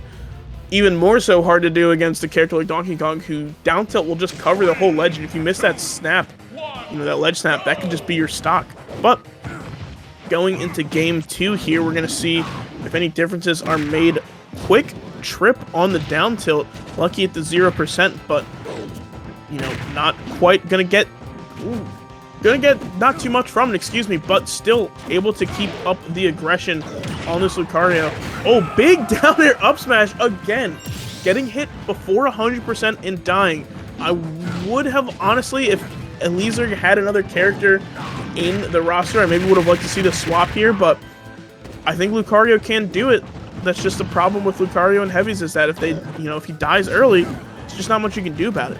But only 33% on Chico here. We're looking at another ding dong, not quite gonna kill, but 98%, and that back air will take the kill again. That's 5 stocks in a row now. We've seen Eliezer die before 100% pre-hit. That's really not where you want to be as Lucario, but honestly, I don't even want to say it's particularly Eliezer's fault. It's just Donkey Kong does so much damage. There are these kill moves coming out, doing so much to really level the playing field. 84% on Chico, but still 3 stocks to their name. I mean, this is going to be a rough comeback if we see it happen at all. Looking for the Mega Punch there. The Donkey Punch? I have no idea what it's called. To maybe seal it out, but that F Smash going to punish the width recovery, something I did mention earlier. That up B is very hard to manage. Going to miss the up smash. That counter not going to connect. Seems a little weird, but just covering every option here. The up air, the back air, and finally, Eliezer are able to take at least 1 stock before the end of the game, but 130%. This is where Lucario wants to be, so if we're going to see a comeback, it's going to happen, right about now with so much aura, but unfortunately, not going to happen as cargo throw. Going to pop off the right side of Battlefield, and Chico with a convincing 2 stock is going to take that game 2. That was pretty dominant, I will say, from Chico. I mean, fantastic play, obviously, from Chico, just so efficiently covering so much ground, and Eliezer just looked kind of lost, especially in this disadvantage, didn't really know how to get out of it, and that's just the unfortunate reality of positioning with Lucario. You have to get in close to really get a lot of these hitboxes off, but, sometimes you just get hit by a down air, and then you get clapped, and that's your stock, and you really can't do anything about that, It sucks. It's really unfortunate about the character. I wish Lucario's a little bit better, but we're gonna have to see how the rest of the night goes. Night's still young. That's a solid.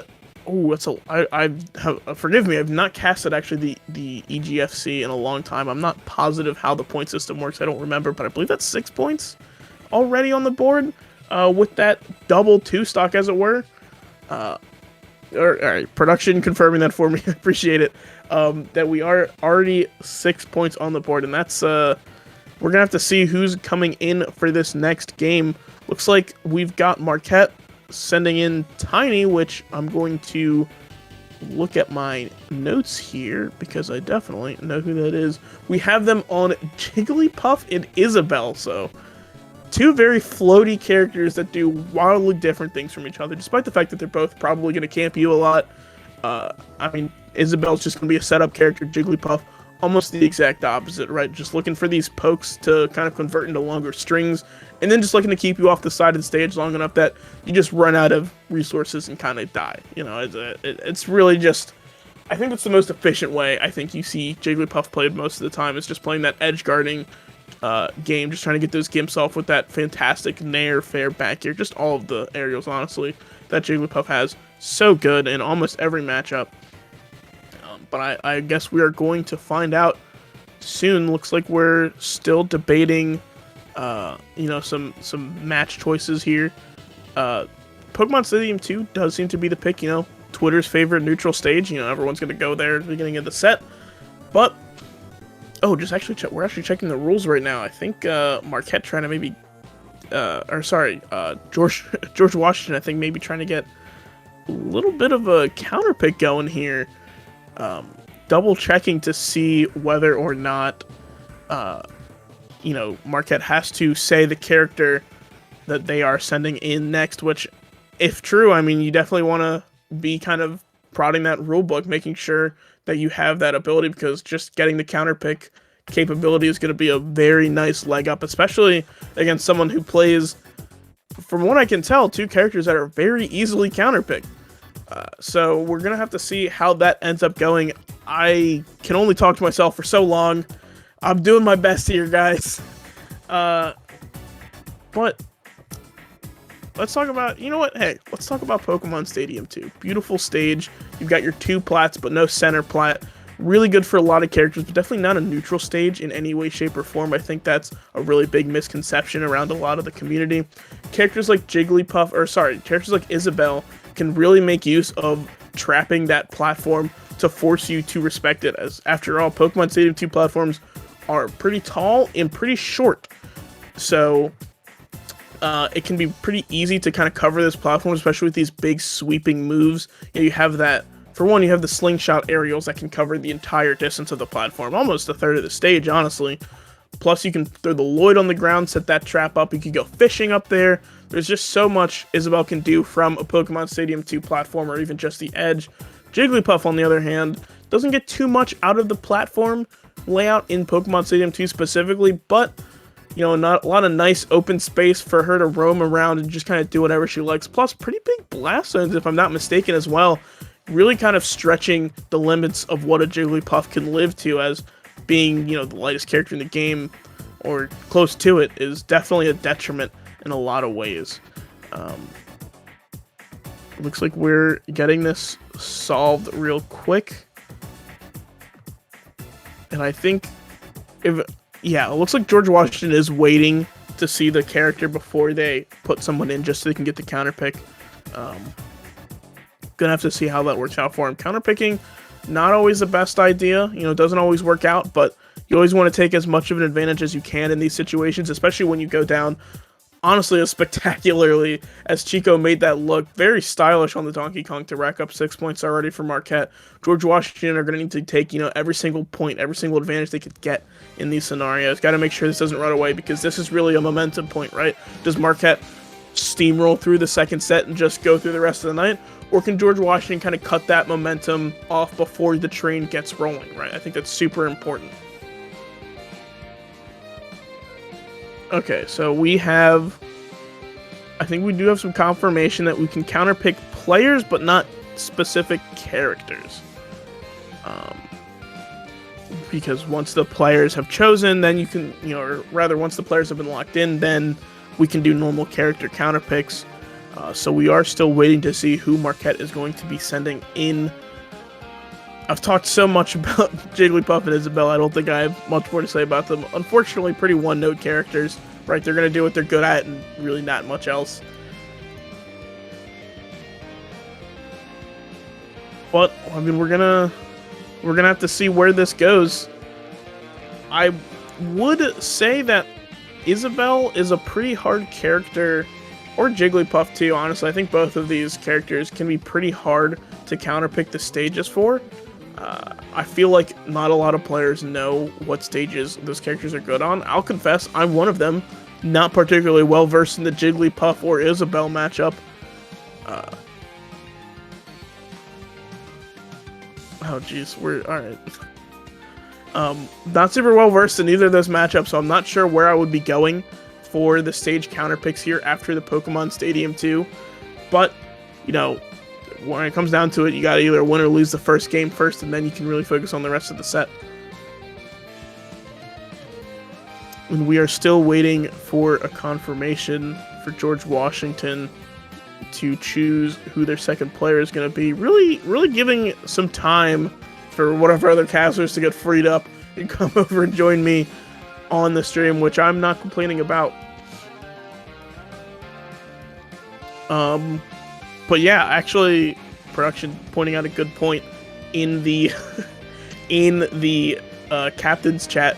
One of the values of these VODs that we're doing is that you don't necessarily have a player, or rather character roster for each team. So being able to watch these VODs back, get an idea of what these players are playing is super important. And especially at week 9 of this series, I believe every team has at least once been on stream. So, you know, those videos are out there if you're trying to look to study. I don't think they still exist, but, you know, now's the time to start, if any. Better late than never, right? Always want to get as much information as you can. It looks like we do have... Okay, alright. We do have confirmation. We have Kemonito coming in for George Washington. And then we have confirmed Jigglypuff for Tiny. Now, Kemonito, I will, again, double-check the notes because I know all these players off the top of my head. Rosalina and Luma. I do know this one, actually. Alright, so we're going to see Kemonito come in on the Rosalina and Luma. I believe there's 2 Rosalina and Luma's mains within the EGFC right now.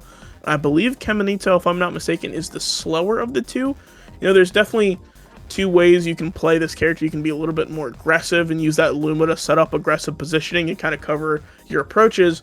Or you can play the more patient Rosaluma game, just kind of set up, cover everything, cover your traps, make sure they can't approach you. And I believe Kemonito tends to err towards the latter, but it has been a couple weeks. And yeah, we are going to confirm to get the Jigglypuff versus Rosalina.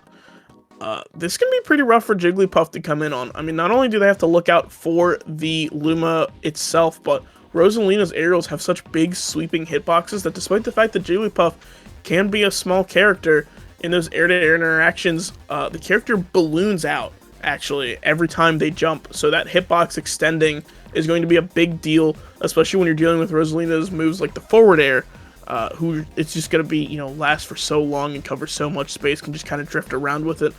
Really get a ton of mileage out of it in this matchup. Plus the fact that Luma S-Smash, I'm pretty sure, just like kills Jigglypuff at like 75%.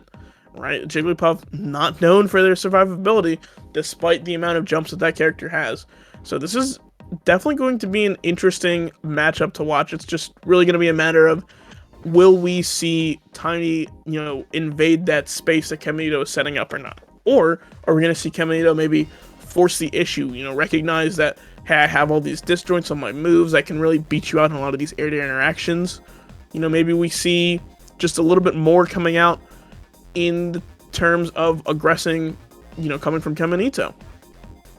Only one way to tell is we're going to watch it. We're going to see a button check real quick here, and then they're going to be getting into it in just a couple minutes. Production, how's your day going? I'm really running out of stuff to talk about. This is I apologize for the wait, folks. This one's taking a little bit to get set up, but I believe we're almost there. So now that we have, you know, stage, characters, and players fully locked in. But hey, it's just part of the gig. You know, sometimes these take longer than others, and that's okay. Some people are a little slower on picking their characters, want to be a little bit more methodical with it, as we did see in this instance.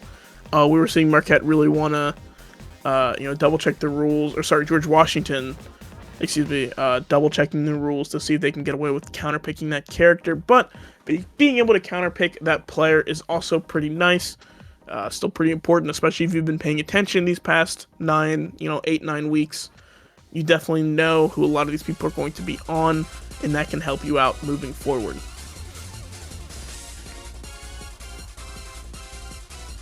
I believe we're going to be starting up here in just a moment.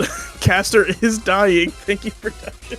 I'm really flailing here again. I greatly apologize. Unfortunately, we had a couple issues with a couple of the casters having some scheduling conflicts. So, gonna have to bring at least the beginning of this match to you solo. But finally, we are going to get in to the Jigglypuff, Rosalina, and Luma matchup coming in here on Pokemon Stadium 2. Already, we're seeing Kemonito, again, force the issue with these hitboxes that are really just going to beat out everything that Jigglypuff is doing. Really only throwing out, you know, the back air, right? Such a disjointed moves extending so far past the character. Plus, we're seeing this Luma come in. Unfortunately, already in a dive. Maybe we're getting a little bit of peek of Tiny's game plan for the rest of the set. Right, taking out the Luma early does negate a lot of the pressure that Rosa can put onto Jigglypuff, but that Luma coming right back and instantly becoming a problem again, and we're seeing again, now the Caminito has a solid lead. It looks like maybe they're being more content to just space out this Luma and just cover these options. This is going to be a tough one for Tiny. That down air, gonna take it, not even in a sweet spot, but that's okay. Jigglypuff is just that light, and that move is just that strong. We're seeing, looks like another Luma gone by the wayside. That's 2 this match so far, but Tiny already is stocked down and about to get lapped in percent. That forwarder coming out 37% versus only the 55 on Caminito. That is officially lapping the percents with the stock. Very good start for Caminito. If you're making up points, this is the way you want to do it.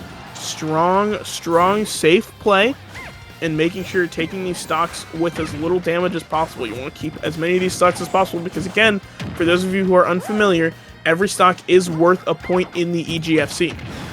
So, being able to hold on to as many as you can while, doing as much damage as you can is another thing that's pretty important, especially when you're fighting from behind, right? You don't want to give up, you want to give up as little room as possible. And Caminito still not giving up any room to Tiny, only 75% on the first stock. We could very well see a 3 stock trying to challenge Chico themselves. Already did the double 2 stock. Maybe we see a 3 stock come out this game 1. And I mean, this is yeah. There we go. I mentioned it before. The Luma F smash killing even earlier, honestly, than I thought that they would.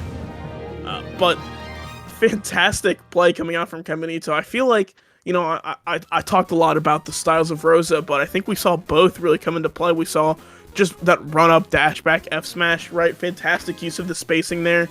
Just covering that out of shield, and also that Luma extending so far, right? You can't challenge that. If you're Tiny, you can't challenge that.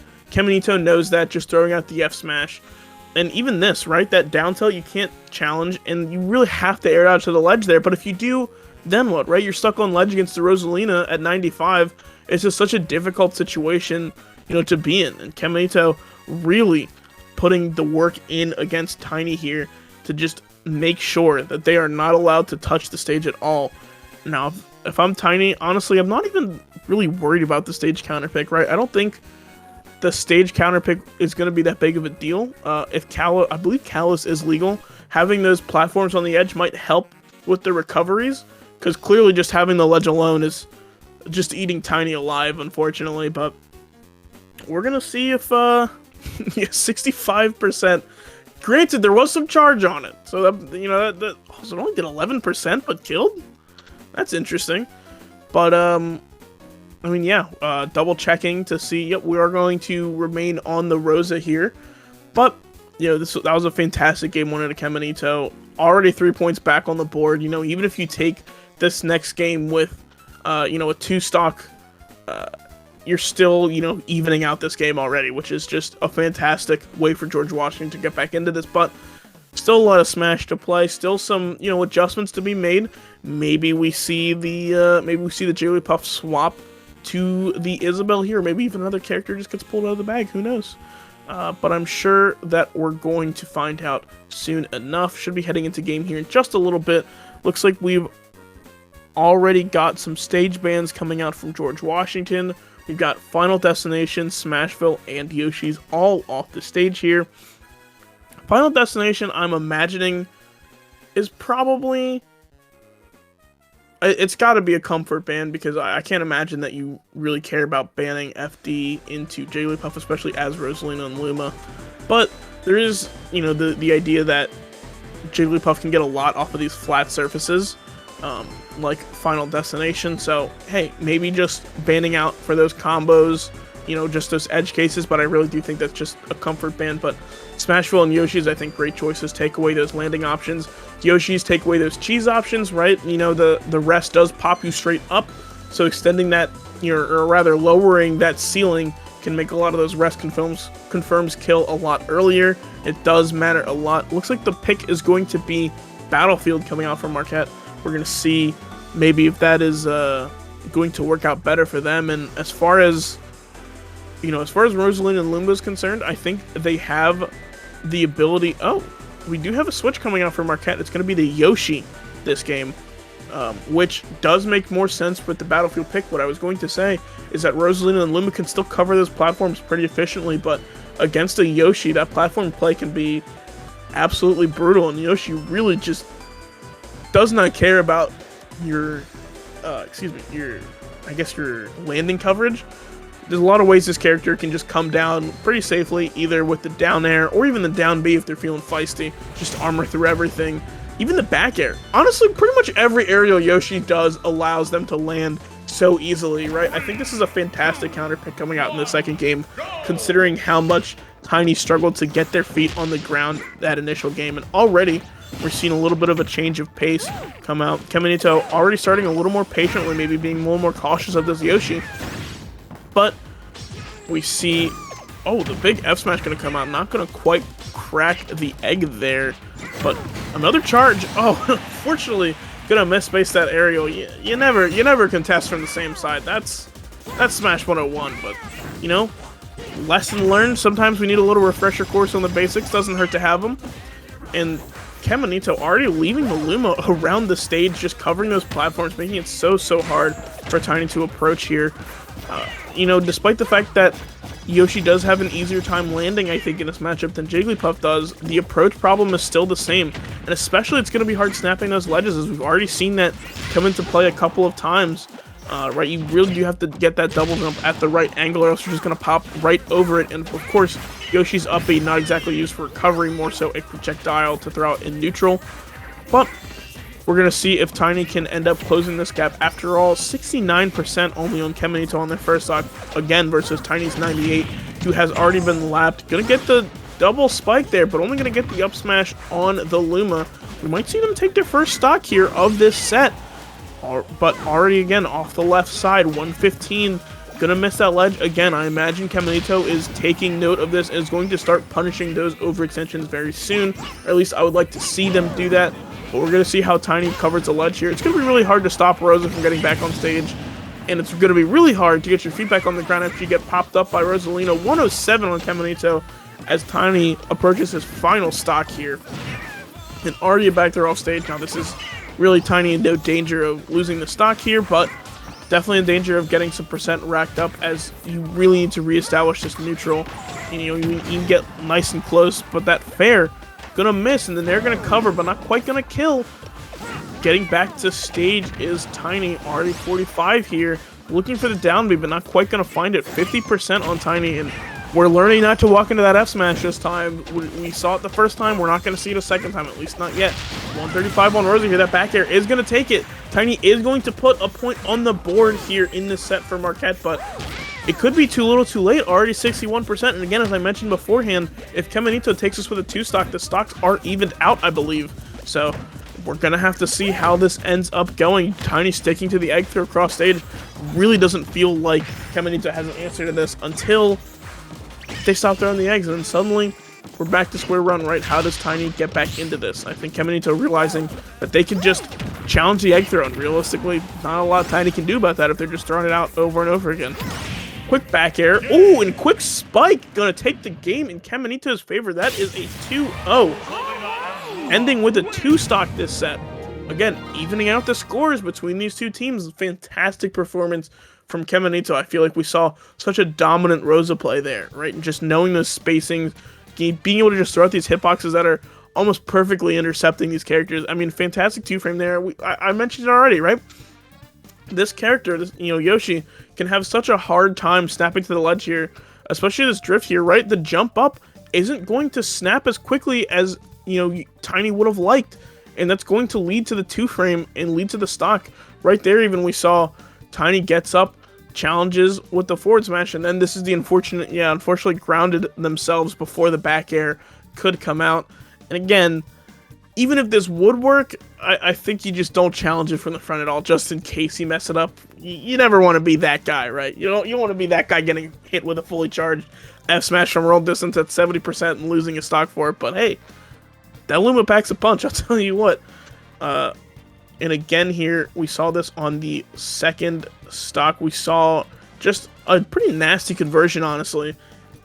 We saw, oh, that's why. I was wondering why we didn't see the double jump armor, but actually Tiny double jumping to get up to Caminito. Unfortunately going to run head first into the nair and into the up air following it. We're going to get some character, or rather player choices right after, right in a couple moments here, but I mean, just fantastic textbook Rosa play. I mean, that's what you expect when you're seeing a Rosalina and Luma on screen. You're expecting to see, aggression when they have the advantage, and then when they have the disadvantage, just lay back in the cut. Hey, just relax, just throw the Luma out, just cover the space, no problem. And we're gonna see this tomb frame just one more time here as, just even if it's not gonna outright kill, Yoshi's not coming back from that. No shot at all, without a double jump and an up B to help you out there. Just kind of dead in the water, unfortunately. Now as we wait for the George Washington player pick, over looks like is going to be the pick who we have seen on, interesting assortment of characters here. Snake, Hero, and Little Mac. So two wildly different playstyles. Snake and Hero can kind of fill the same niche, but you don't necessarily see them do the same thing all the time. But, just with that menu, a lot of people will play around the menu and the neutral B on Hero, versus with C4, or with Snake, sorry, it's going to be C4 and grenades, is going to be kind of like your recipe to success in a lot of these neutral engagements. Versus, we're still waiting to see the pick from Marquette, but I imagine a roster just as diverse as Snake, Hero, and Little Mac is going to be pretty hard to pick a singular player to counterpick that lineup of characters. Mac doing almost the exact opposite of both of those characters, right? He's just going to outspeed you, he's going to be in your face, and he's going to punch you, it's going to hurt, and you're probably going to die pretty early. Mac also having some really nice two-framing tools in that down tilt, and as well as the down smash. I mean, just so many ways to cover the stage, so many ways to close the distance. Honestly, fantastic character, if it weren't for the fact that his recovery is pretty subpar. Now, I think players like Peanut have definitely pushed the idea that, Little Mac doesn't have the worst recovery in the game, and it's not just an instant death when you go off the stage. I think that idea is pretty much dead and buried at this point, but still definitely worth noting that among the cast, Little Mac does have a weaker recovery than a lot of other characters, because despite the fact that you do have a lot of that, fast air drift coming out from Little Mac, he's always going to be drifting in, right? He has to, or else he's going to miss the ledge 100% of the time if he's just not full drifting in, saving that double jump, saving the side B. You do what you got to do to recover as that character, and unfortunately, what you got to do is not going to be enough in a lot of situations. It looks like Marquette is going to send in Professor Hugh, which we have only on Bowser, actually. As far as my information is telling me, looks like we have Hugh only on Bowser, which is going to be pretty rough into all of these characters. I mean, Little Mac can just kind of eat Bowser alive with tilts and smash attacks, but important to note that the rapid jab will not work on Bowser, so if that's a mistake that gets made by Over, then I mean, that's just kind of going to be your stock, unfortunately. But, I mean, the Snake and the Hero, I mean, what do you even do as Bowser in those matchups, right? You're so big, you're going to get hit by just about everything that's getting thrown across the stage. But, of course, the saving grace of Bowser, as it is in every matchup, he's so heavy, it's going to take so much to get Bowser off the stage and keep him there. And while he's just racking up percent, going higher and higher, suddenly those neutral moves that he's throwing out, that forward air, right, that neutral air, maybe throwing out those tilts in neutral, suddenly going to be a lot more scarier when you're fighting a Bowser at 150% with max rage, right? That forward tilt suddenly going to kill so much earlier than it did before, and that forward air is going to become so much better of an edge guarding tool, so it's going to send you even further than you might want to. And Snake, a character that will kind of just get eaten alive by any strong hit onto the Cypher or Snake himself as he's recovering, right? It has armor on it, but it only goes up to a certain point. And past that, Snake's just kind of on his own to recover. And I imagine, especially into a Bowser who can't cover landing super well, Bowser's quick and the up air is good, but up air is not quite good enough, and Bowser's not quite quick enough to fully cover the landing, so I think Snake would have a lot of ways to move around and kind of avoid that. Hero, however, does just kind of have to rely on the RNG factor of the menu to see if they are even able to land in this matchup, honestly. But it looks like we are going to be confirmed on the Snake here, and of course we do have the Bowser coming out for Hugh as well. This is going to be a tough one for Bowser. Snake is also not quite a heavyweight, but definitely among the heavier characters in the roster, and also a tall character.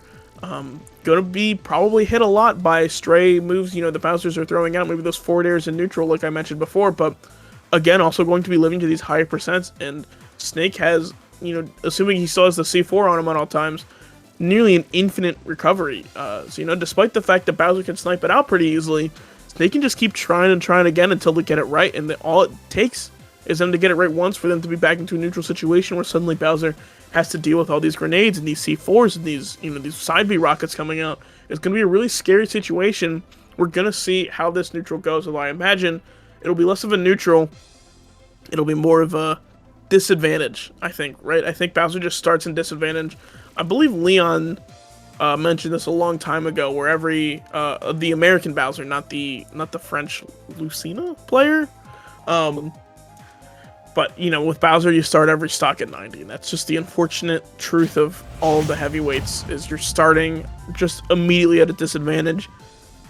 We're going to see how Hugh can work this to his advantage or not. We're going to see if maybe that rage comes into play, but we're going to find out right about now, as already we're seeing the grenades get pulled, and already we're seeing them blow up on themselves, but already Over kind of making that mistake once, and then just making sure that the rest of the explosions hit Hugh instead.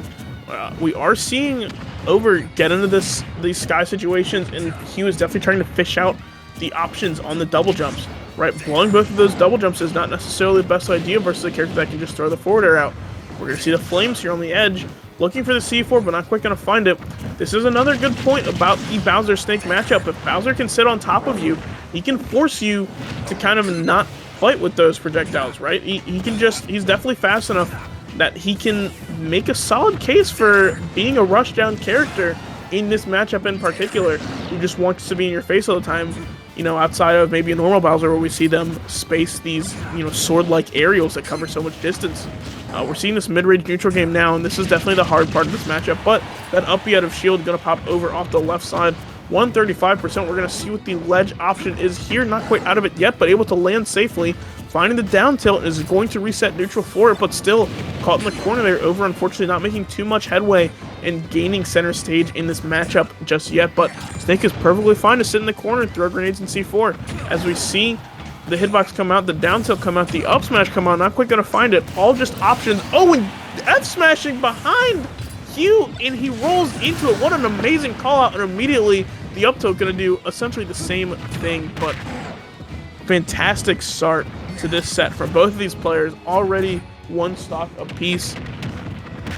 The points are even again, right? They were even before going into this, and now we've got both of these players taking a single stock. But Hugh already at that 90%. Now, like I mentioned earlier, Bowser starts the stock at 90%. There's really not a lot you can do to avoid a lot of these hits, so we're going to really see what Hugh can do from this point onwards. And unfortunately, the answer is not make it back to stage, as we see Over with just what an aggressive ledge trap there, getting another 50% before Hugh is finally able to regain center stage. But this is a scary situation. This is that Bowser with rage, that side B, not quite going to connect, not going to finish out because of the up smash. Really smart from Over to throw that out in the middle of the stage, kind of, prevent Hugh from using a lot of those options. Throwing the side B up and going to do another 9%. This is really, Over is really giving Hugh a run for their money. And that down throw up tilt finally going to confirm at those 160% plus ranges. 47% already on Hugh. And this is starting to look like Hugh's really falling behind, right? Over's really running away with their momentum, but hey, a Bowser with a little bit of rage can go a long way, and 65% is not the end of the world for the heaviest character in the game, as we already see Nair to up tilt, a quick 30% combo on Over. If we can just see, 2-3 more of those and then a quick kill move come out, we could definitely see this go the other way, as we see up tilt into up air confirm into each other. as Over just looking to find these grenades and C4s, maybe prioritizing using the B button a little more than his own safety, but getting the spot dodge into the up tilt is Over, squeaking that game out. And I say squeaking because realistically, at 57%, fighting a Bowser that's at, 140% max rage, that's your stock if you get hit by any strong kill move. That's your stock if you get hit by a weak move and then a strong kill move, right? It's definitely a scary situation to be in. We almost saw Over kind of flub the ending to this game, but luckily able to find that, the spot dodge into the up tilt there to seal away game 1. Looks like the bans are going to be Yoshi's, Kalos, and FD, which I fully get. Yeah, this read was crazy, by the way. What an insane thing to do, to just throw out a move there and have that work, right? As that C4 was just huge. But I believe I have another caster. I'm sorry, coming to the table. I just came crashing in from the sky, just breaking through the ceiling. Oh Crow, god, there's so much more to be played. Crow, you're my knight in shining armor. I've been talking for like 30 minutes straight. I'm so sorry. No, Look, you're fine. I've been You're yelling. totally fine. Look, it's a hot day for some EGF Smash action. We've been going crazy. I'll be getting my camera and stuff here in a second, but yes, I am happy to be here to levy some weight off your shoulders, my boy. I go from one captain to the other cap, and I love that. So just it's Gucci. We love this. I have casted with Atsuka. Oh, absolutely wonderful presence. I do love casting with that guy. Definitely. Yeah. I'm a little jealous of you. I'll be honest, but I had Soy tonight, so I had a good time. It's the boy. Yeah, I get that. Yeah. I love Soy. You know what? I love all the casters we employ here at EGF. I don't have a favorite. I love you all equally. Well, I will say it. Soy is my favorite because me and him just be going crazy together. It's a fair done enough. deal. Hey, fair enough. I lied. My favorite's Tenric, but you didn't hear it from me. I didn't say it. You didn't hear it from me. All right, it looks like we've got the town pick coming out for Marquette now. For those of us who are, just coming in now, I'll say this for Crow's benefit, but also just for the benefit of the chat. This is essentially a dead even game between these two teams. We saw the first game go in a double 2-stock the way of Chico the Donkey Kong. And then we saw the second set go in a pretty convincing 3-stock and 2-stock the way of Kemonito, so just evening out the stock count. So now we're at 8 points to 6 on the board, and the Joker swap, we're going to have to see what he can do into this snake. Yeah, I'm in the middle of getting this camera, and who's playing Donkey Kong? It was Chico played Donkey Kong in the first set, and honestly looked pretty dominant. Triple ding-dong kills will definitely make that character look real good. Nice.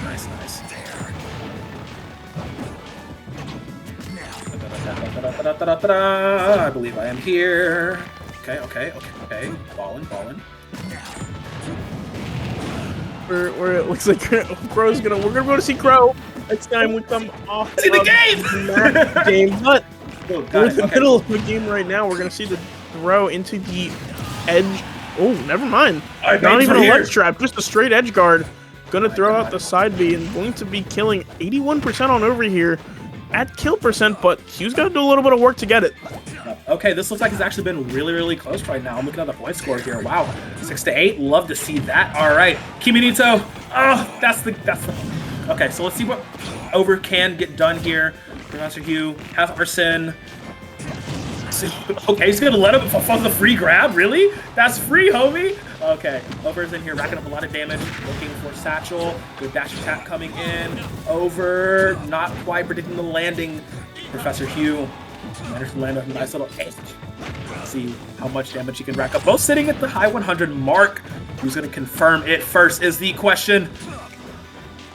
Absolutely is the question, but important to keep a note here. Over has a full stock over Hugh, so we might see the lap in percent come through here as we see the side B come out. Not quite gonna find it like he did on the first stock, but still putting Hugh in a really dangerous situation. That shield's looking a little low. That back air's looking a little clean. This side B is looking like it might be a stock, but again, Hugh going to avoid it and the back air as well. Hugh really making magic happen here, just avoiding hitboxes by mere pixels, it seems like, to keep this stock. They're both still alive. All of these moves you thought would have killed by now, but they're both sitting at the high 150. Good shields, good spot dodging, good rolling. The defensive options aplenty for both of these two players, and they're just not dying. Cap, what is going on? I expected somebody to explode by now. 178 to 1. Okay, down throw, up tilt will be true now that we've eclipsed 160%. Oh, that's your backup plan. That should not be your primary means of killing someone. But we've seen it happen already twice this set. We saw it happen to the Bowser in the first game. I mean, it feels like Over has been really struggling to find these kills. Either, they come pretty early or they come at 160 plus. I don't know. It's just a crazy turn of events. That's insane. Okay, in the aerial, we'll finally claim the kill on the Over. Professor Hugh on his last stock, sitting at 75%. Over still has the stock lead ahead of him. Definitely in the hot seat is Professor Hugh. Has Arsene, so a lot more damage to deal with. As soon as I say he goes away. Oh man, let's see what he can get done here. As we saw, apparently it takes near 200 just to get somebody off screen. See what Hugh can do here. Lots of money. He is almost out of stocks, but he ain't out of options here. So we'll get dash attacked. Over managing to get that hunter. This is not gonna land though. Side of the stage though, dangerous. Some grenades. Got two for you right here. Boom, boom. Goes for the hit. Not gonna quite land, but that should do it. Okay. Good job from Over managing to stay up with 2 stocks to 1. Close it out here. Yeah, sneaky little C4. I mean, listen.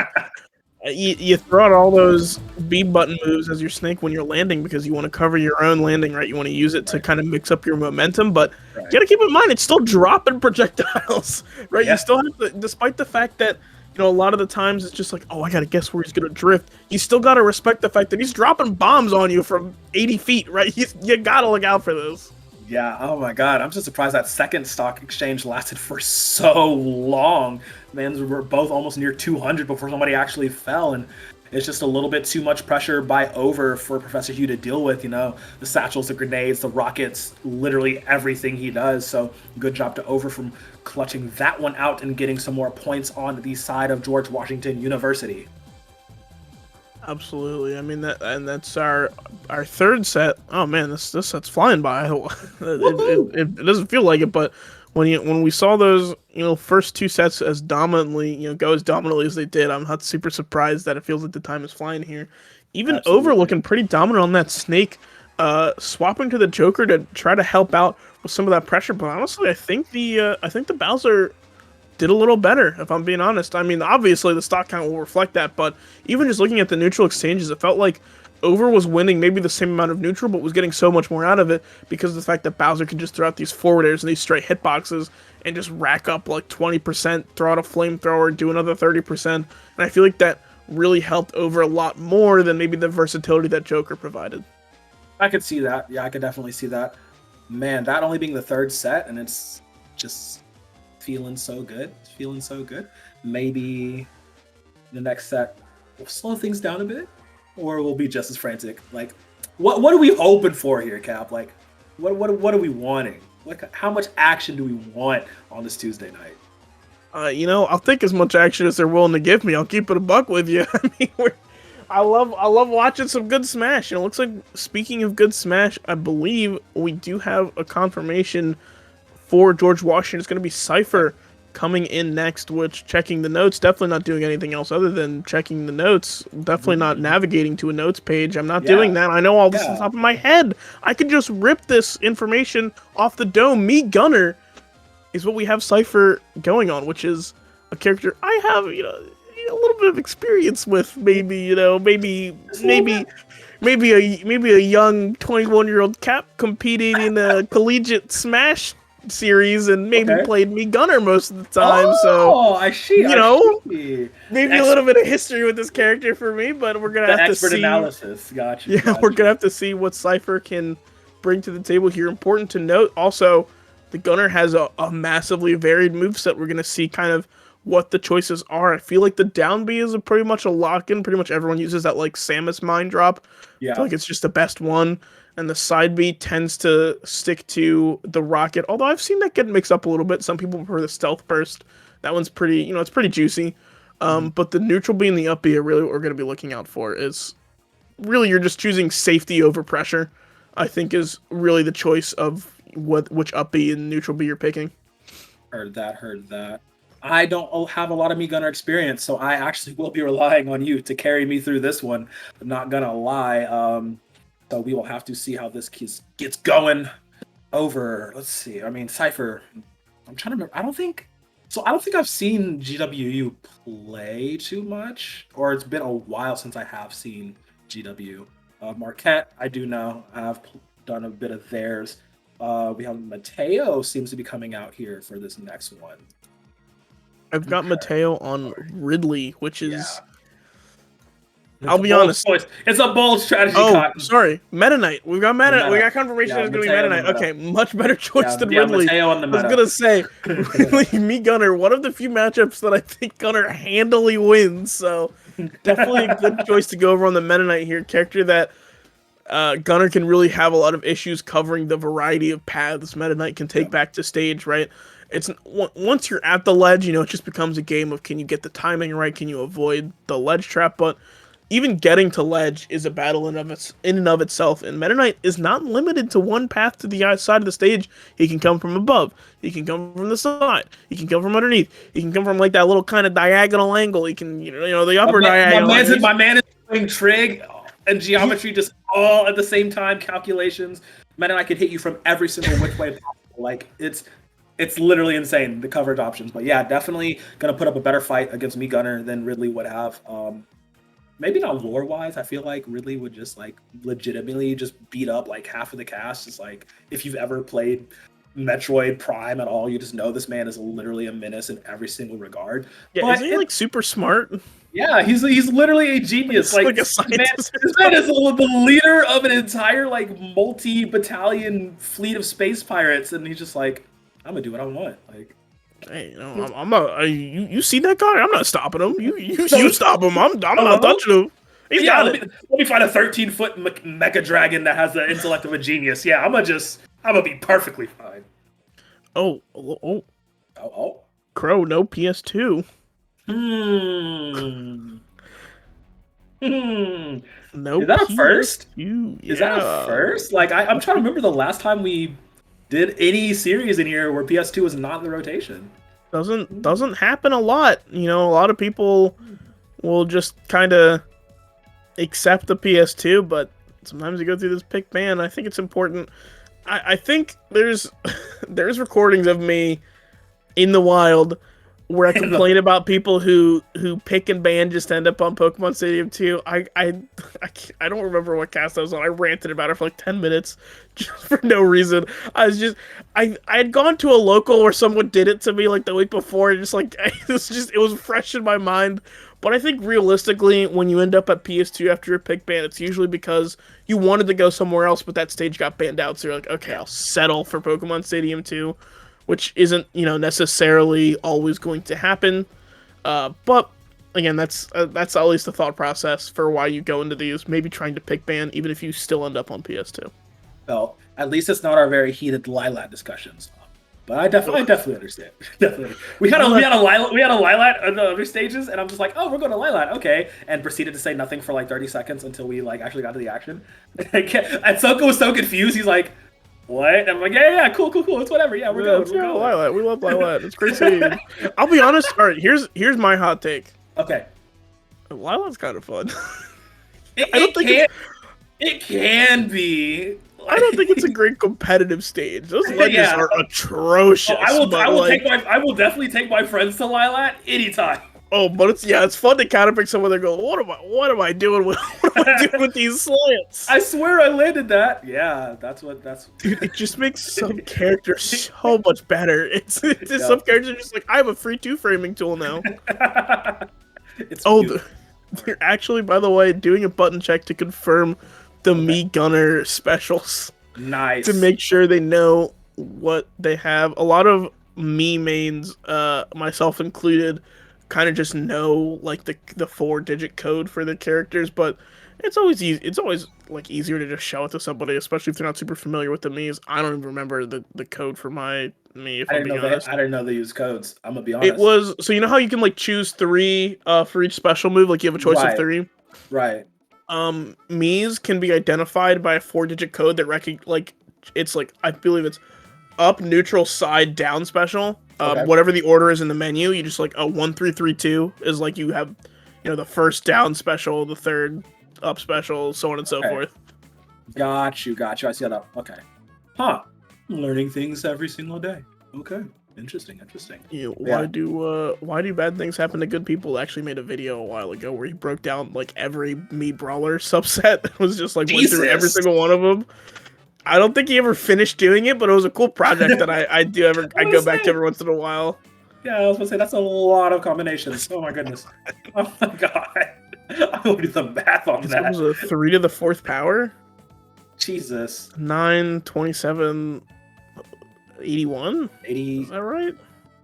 81? Yeah, You're right. Okay. I can do math. I have a 80. degree. I can do math. Listen, I almost didn't graduate because of math. We're not going to get into that.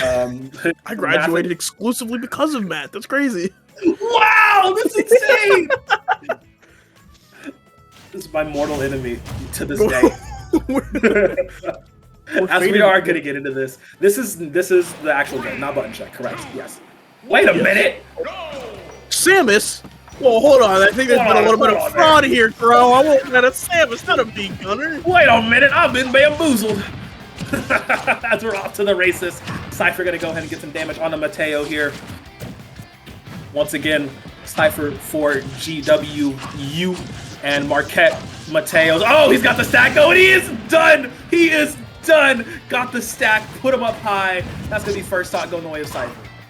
That is the Bonk Meta Knight special. Really, I think definitely not the creator of ladder. Don't get me wrong, but I think definitely one of the most creative ladder, Meta Knight ladder players that I've seen, and definitely taking a little bit of inspiration there. Even catching the drift in with the up B, and we're now getting also a good idea of the rounded out moveset. This is literally just Samus. Wait a minute. He's the charge shot and the gunner missile. He's a smaller, slightly faster Samus. What's going on here? I feel like I'm being scammed. I don't know. This is insane. Me gunners, you gotta love them, right? Yeah. You don't have to, but we choose to. We definitely don't have to, but for the spirit of camaraderie, this is literally the Samus build. I love this so much. Oh my god. Why not play Samus? Okay, charge shot. Gonna pop off the left side. I'd love to talk about that a little bit more after the game, but right now we've got a match of cast, and it's looking like a strong start for Cypher after that ladder. But like I mentioned before the game, once Cypher gets that ledge, it's really gonna be a guessing game of whether or not they can get through all of the traps that Mateo is going to set. And that first stock proving that there's some merit in the gunner. Yeah, for sure. Making this moveset work very well. Cypher looking for answers to try and recover this. Good shield, and tries to get the grab out of shield, not going to work. Jordan neutral, not going to do anything as well. Charge, oh, that didn't touch?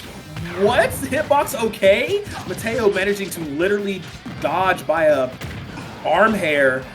They are sitting pretty high. These 87, 93 to the dodge. They're going to land. Mateo has to look for something here. Both playing towards the edges. Mateo has to jump back or Cypher rather has to jump back to stage. Mateo sitting center, all the projectiles in his wheelhouse with his best Samus cosplay. Back throw, looking for the chase, tornado to launch, and I didn't think that would kill from that distance, but hey, it's gonna happen. Mateo looking for an answer on the Cypher, not quite there. Cypher at his high 108, tries to go for that up stack again. The bonk not gonna happen this time. Will slowly get off stage, doing a great job of dodging all this heat that Mateo's been throwing out. I think Cypher is the gunner. Just a little bit of a mix up here. Mix up. Okay, yeah. But happens to the best of us. There's been listen. We've been doing a lot of work today. Yeah, it's been a long day. It's definitely valid. Just gonna get Mateo on the Meta Knight. Where you shout out Spencer from Marquette noticing that. I definitely didn't notice it. Because I was looking at because I have like the character sheet and on like one screen it's like all the rosters and everything, and on the other one I have the screen. I'm like, wait a minute, these names aren't matching up. My brain is not syncing. My brain is fried right now. I've been casting Smash Brothers for 4 hours. Woo, Smashy Bros.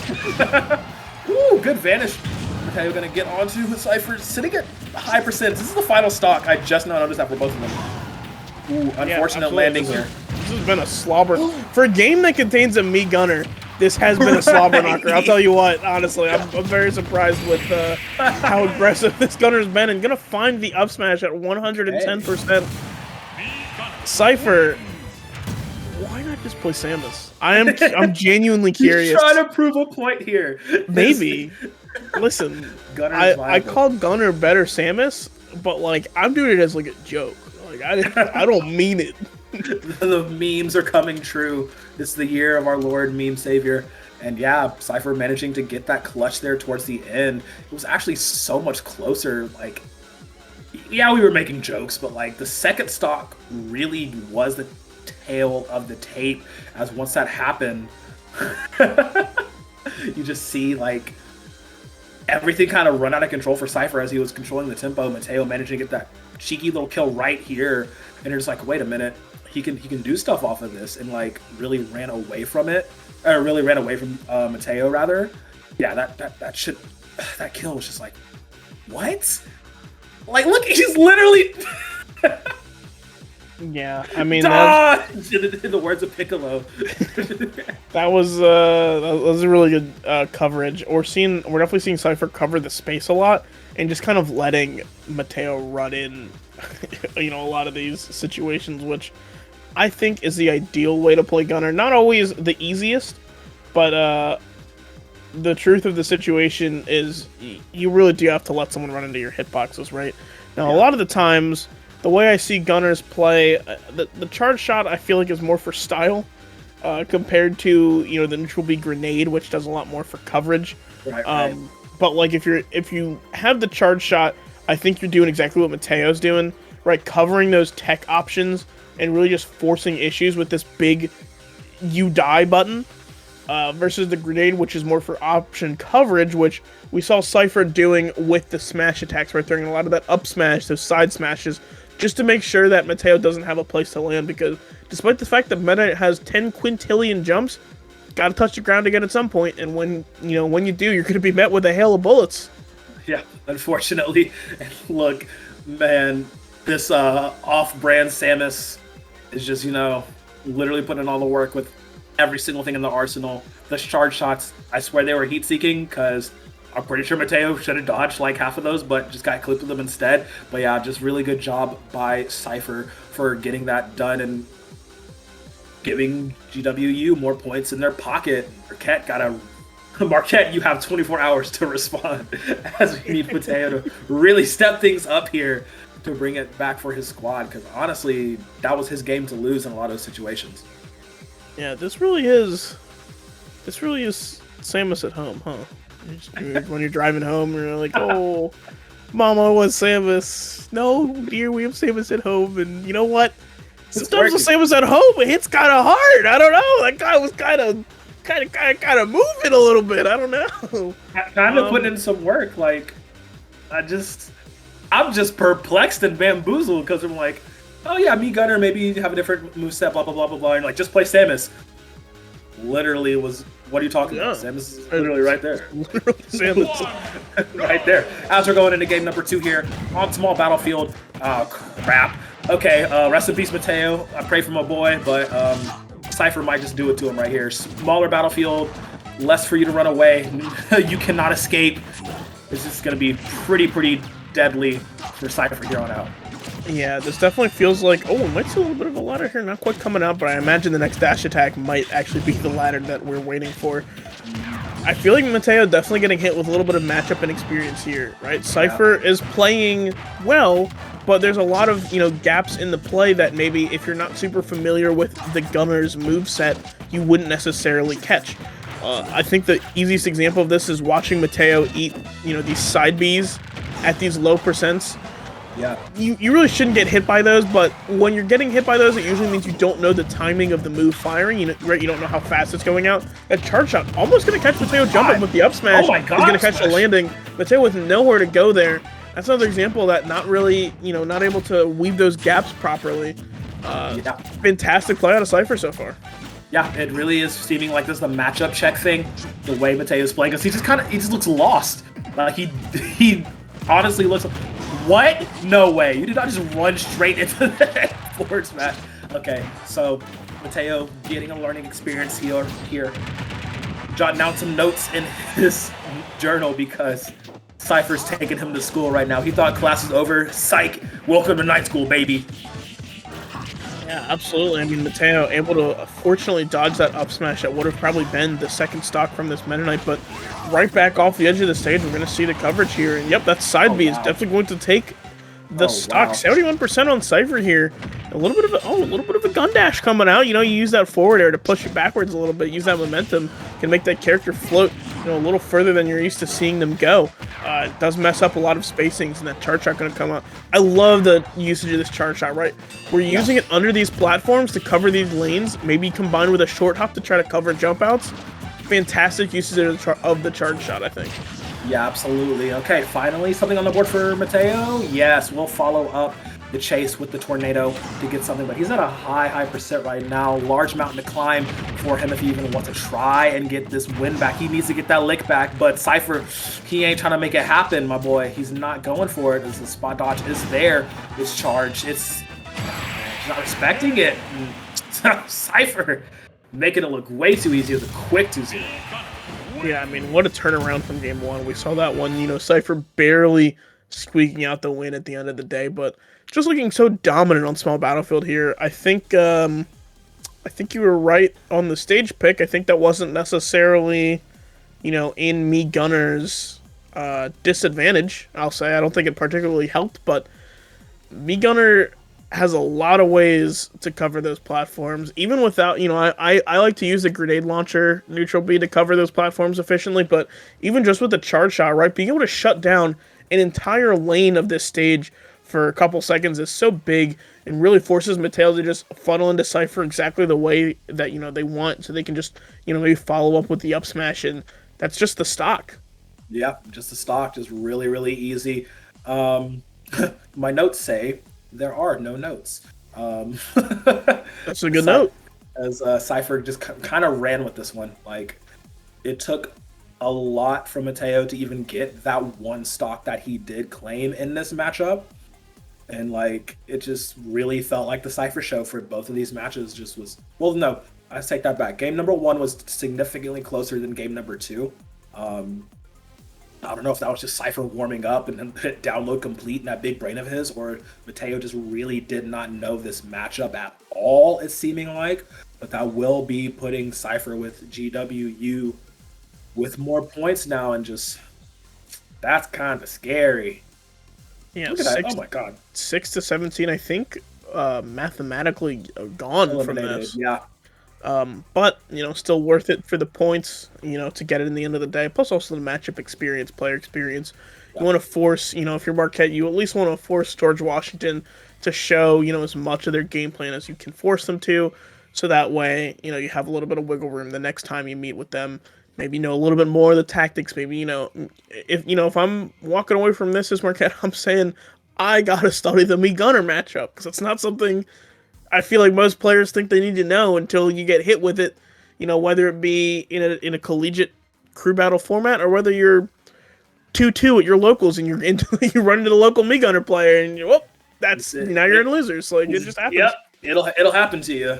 I can't even tell you the last time I actually played up against a Peach player, and like I ran into my bracket demon. Shout out Big Chungus from Bama, because that man literally just decided I'm gonna play Peach today, and I'm like, I can't remember the last time I played against a Peach, and I'm just like, well, I guess I'm not gonna win. I'm not winning today. But definitely that matchup knowledge is key to victory for a lot of situations.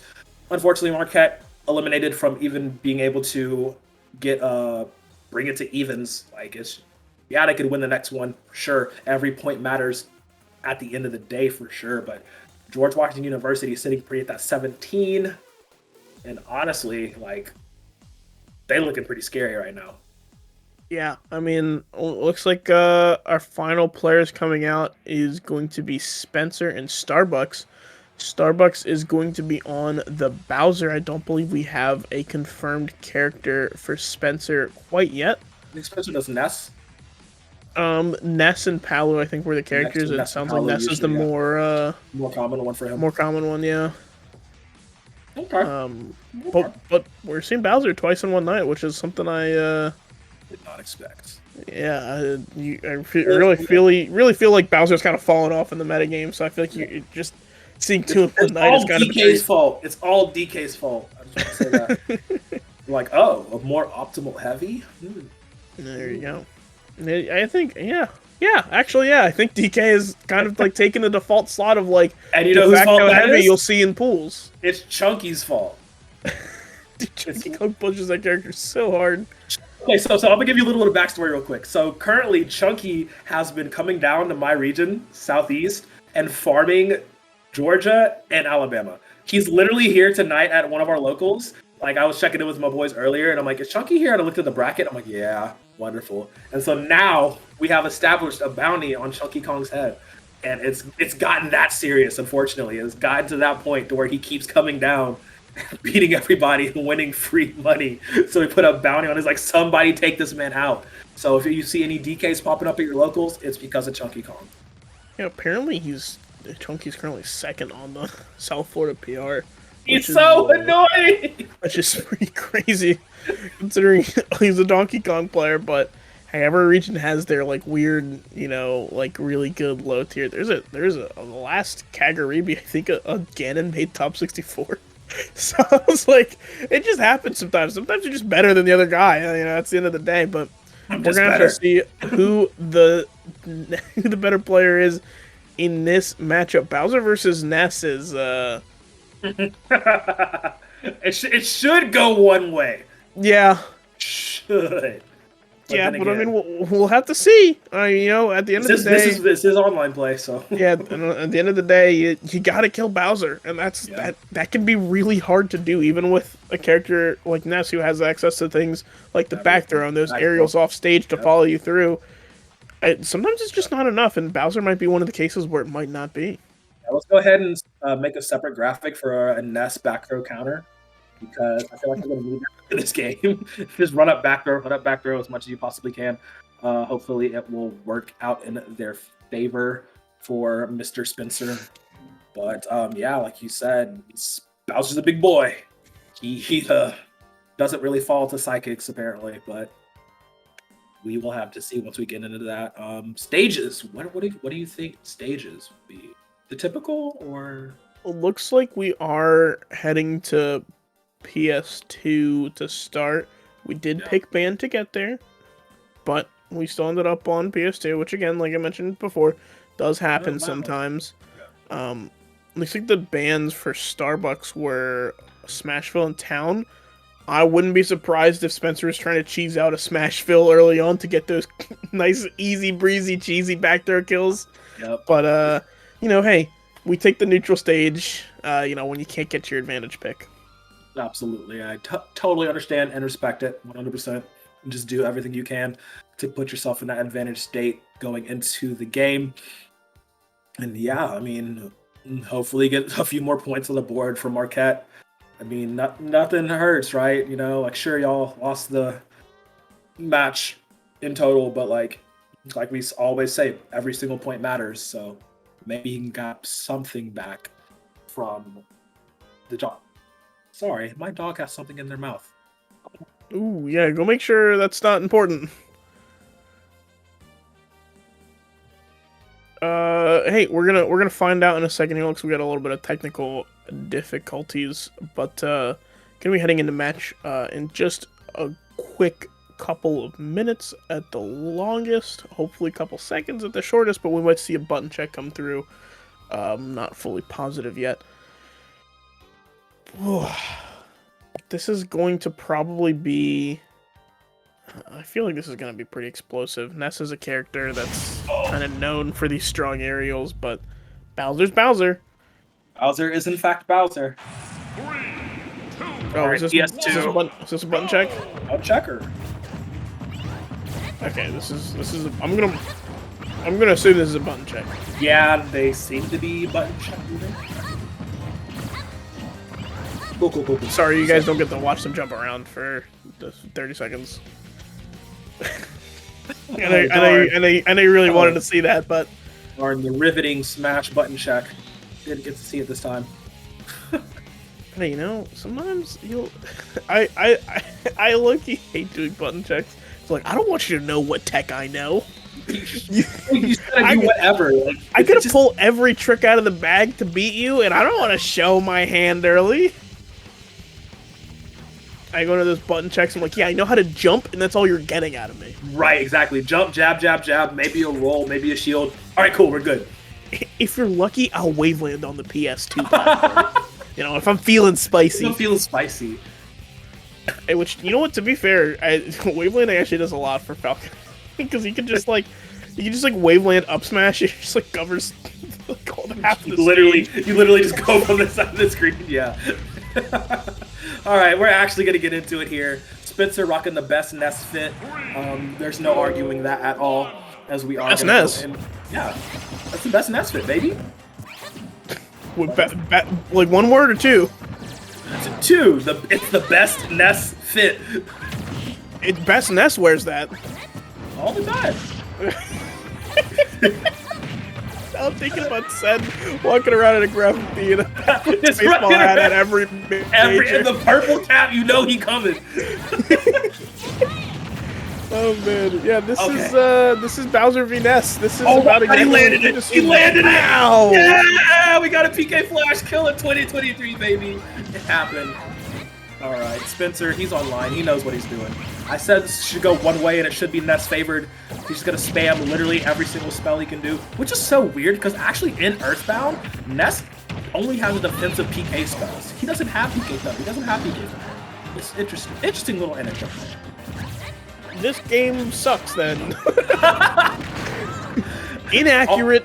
Take him out of the game.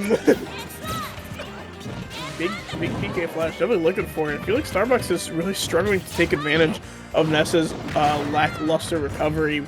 But side B not quite going to take off the top right side there. Spencer definitely getting pretty aggressive with these ledges too, but that F tilt finally going to steal away the stock. 105 on this Bowser. He's dead. He's dead. He's dead. Oh my god, he broke his knees! Help him! Crack goes the bat.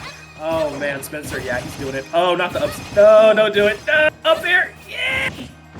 Oh, I thought he was gonna. He wanted it. He wanted it. Spencer playing some dirty Ness up against this Bowser of Starbucks. Not working, unfortunately, for the big King Koopa getting kind of style on. I'm not gonna lie. Mixed for sure. But I don't think this is really anything. Okay, there's one. Never there's punished. One. Well, that's the end of the game, right? Just That's yo-yo, and That's then it. you just. Oh What? no! Starbucks able to get What? around to the other side of that yo-yo, able to get back on stage 113. I've seen Bowser's come back from crazy, you know, especially with that rage. Gonna put a lot of work in. Not able to find the yo-yo, but able to find the back air. It's gonna kill 133 after hit Spencer. Quick 2-stock to start this final set off. Trying to speed run this last set, just Ness doing Ness things. But yeah, like I literally, okay, so as soon as I saw the first stock, I'm like, yeah, Spencer knows what to do. There's no way, there's no way he doesn't know how to finish this. And it just, from wall to wall, call it Chris Brown, just making it happen. Yeah, that You like that one, yeah. That's an old one. I'm showing my age a bit, I'm sorry. No, you're good. Just thinking, I forgot that song existed, but that sure is a song where the video is a vampire. Yeah, Don't really know what's up with that, but I guess he just really likes vampires. I don't know. All them pop songs in the 2000s gotta have some sort of weird theme to them, and like I think it was weird. I think it was like trying to rib on like some like Michael Jackson Prince type beat type deal because like they be doing weird characters in their videos and whatnot, but I mean, this is back when he was innocent, before he was a whole degenerate. Before he committed several crimes. Several against several people. Woo! Just a few.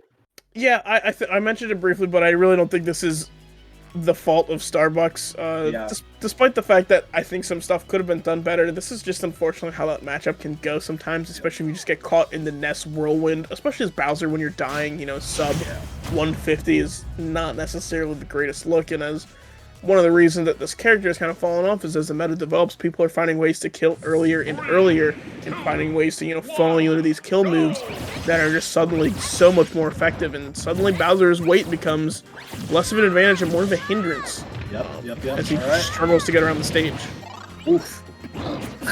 He eats those! He literally eats those! Let's go! Alright, now we're on a different Pokemon stage here. Let's see if this is going to be a different story at all, or Starbuck's going to fall to the Psychic Genius, the big-headed boy. Let's go for those back airs, them drop kicks, doing his best Rey Mysterio cosplay. Not quite working out here. Will land a PK Fire, though. Yeah, let's... Spencer losing tempo a good bit. Platform, not quite enough to get that first kill. Forward tilt. Starbucks looking for it. Okay. Trying to predict the landing. There's Starbucks here. Good shield on the PK and Flash. He's just waiting. My man's just waiting. Yeah, Starbucks definitely showing a lot more patience in this game too, especially also, you know, starting with a lead is definitely helpful. Able to find that sliding up tilt, not quite going to find the kill, but 143. This Ness cannot take much more, but can take a dash attack. Oh my down there, God. Gonna steal it away, spiking off the top. Wow, that was going to be Starbucks. Yeah, that was a meteoric smash if I have seen one. Okay, there's the throw. Oh, it's a forward throw, not back throw. Boo. Oh, look for it. He looked for it there. Went for the pivot grab at the edge there, but not able to find it. Yeah, this is the Bowser. You know, he's got to get back on stage, and luckily does. Actually, even finding the up B, but then that magnet into back air is going to steal away that first stock from Starbucks. We're now back to an even game. Let's throw out them down there as much as possible to create space to get damage off. Starbucks knows he's not done yet. He's like, hey, I got that first stock. I can keep this going. I can keep this momentum going. Definitely having a better time here in the second game than he was having in game number 1. Actually bringing the fight to Spencer more often. Spencer being a little bit on the back foot, just trying to create space, and wow! Starbucks actually managed to get the kill off of that. Okay, let's see if we can clutch it out, or Spencer gonna mount the comeback right here. This is a big F tilt to steal away that stock much earlier than we had been seeing Starbucks secure them, which is a very big turnaround for Starbucks. Great adaptations coming out. Also, the stage choice may be helping out a little bit. Can't roll that way, but I do like the idea from Starbucks recognizing that he cannot just hold the shield there, but unfortunately picking the wrong situation and not even really going to be punished for it until that aerial comes out to steal away the second stock of Starbucks. We're down to a last stock situation. Yeah, last stock situation. Spitch a little bit worse for wear here, unless he can get this combo going. Down throw, forward air, shield, looks for the... Okay. Oh, wow, if that connected in there, that would have been it. Goes to ledge instead. Platform gonna save Spencer's life, because you know Starbucks is looking for it. This could be it, potential. Oh, yeah, he missed input there, and that actually gives the round over to Starbucks. Yeah, really big turnaround on this game too, considering game 1 was a 2 stock. I mean, this is an amazing comeback, and Spencer unfortunately throwing the uppy into the wall there. Yeah, you really, that's part of the problem with these walled stages, and maybe part of the reason that we saw, you know, Starbucks go to Kalos is that Ness can get a little bit too close to these edges and just gets, you know, the uppy gets eaten, you know? Yeah, absolutely. And Spencer's just like, what happened? I thought I was doing good. That down air kill was so nice. Like, what?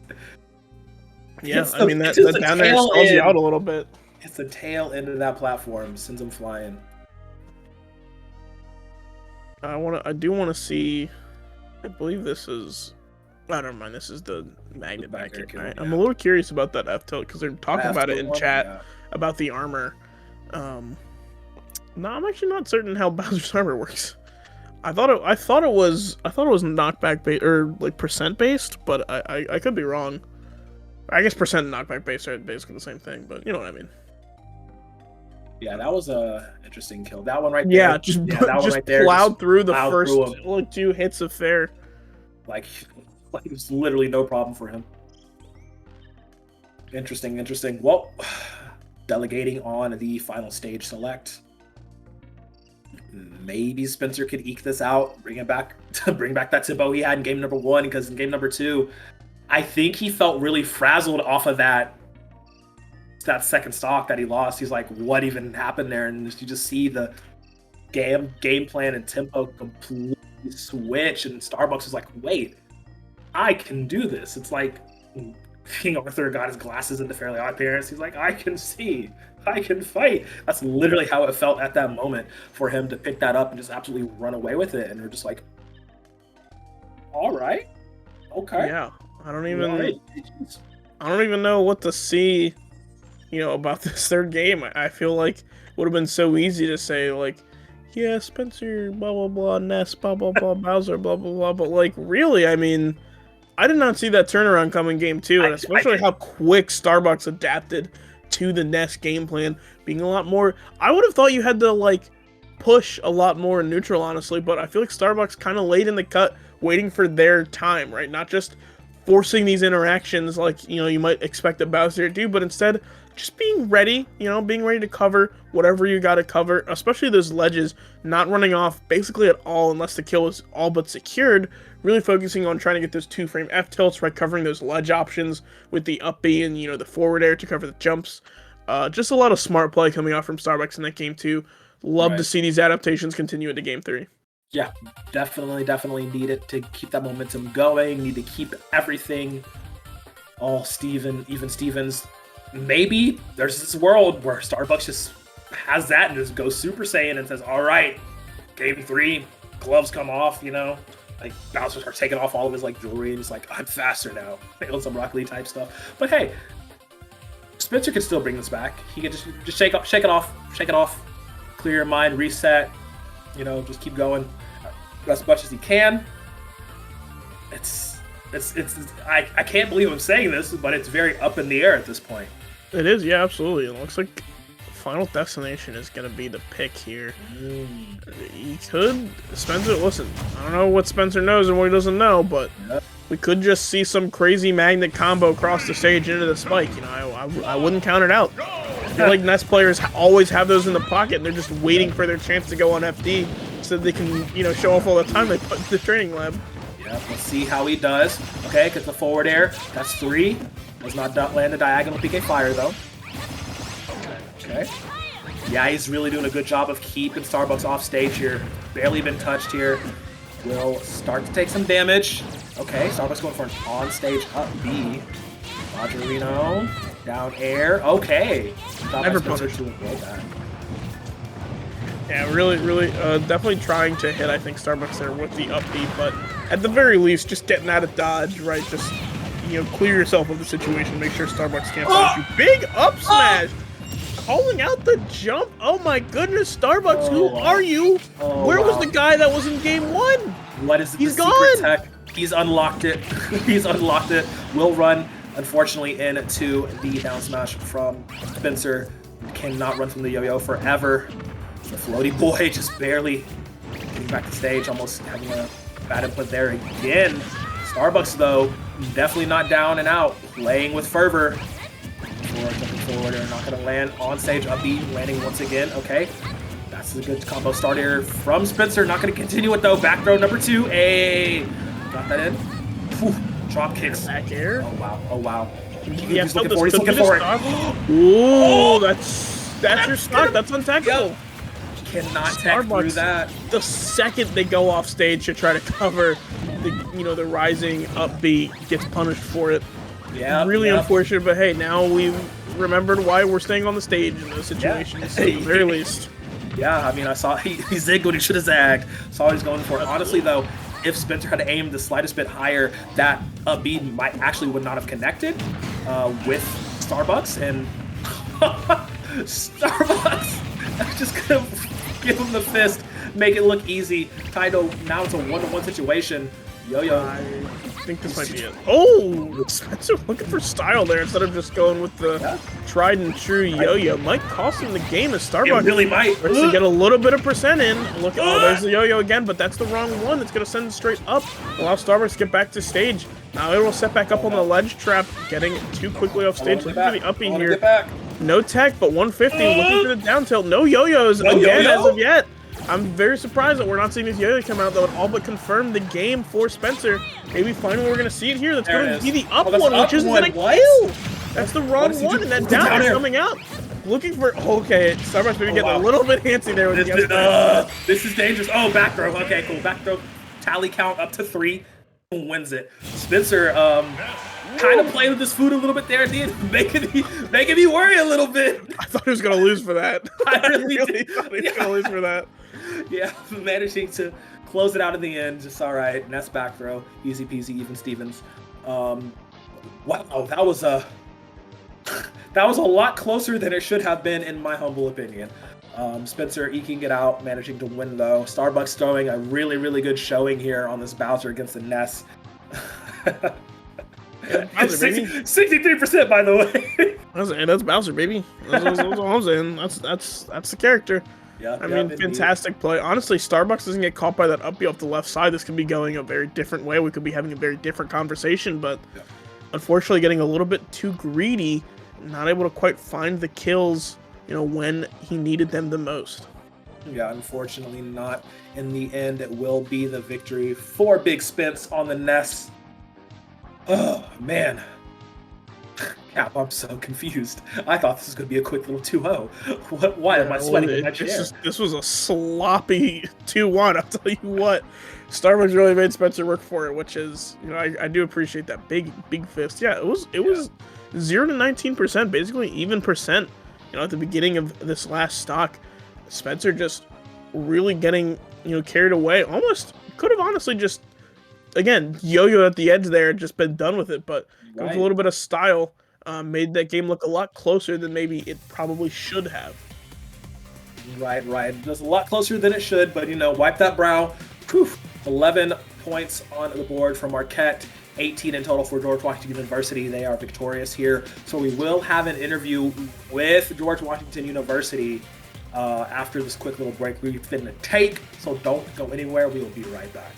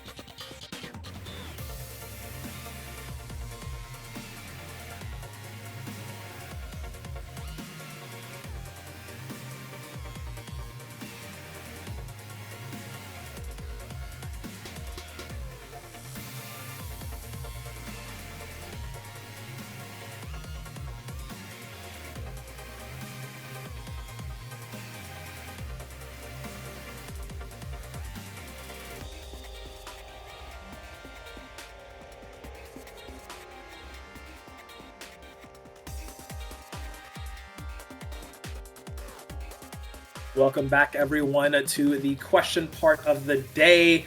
Joining us from the victorious George Washington University team, it's actually the Wii Fit trainer legend himself, Rip Van Winkle. Say what's up, my man.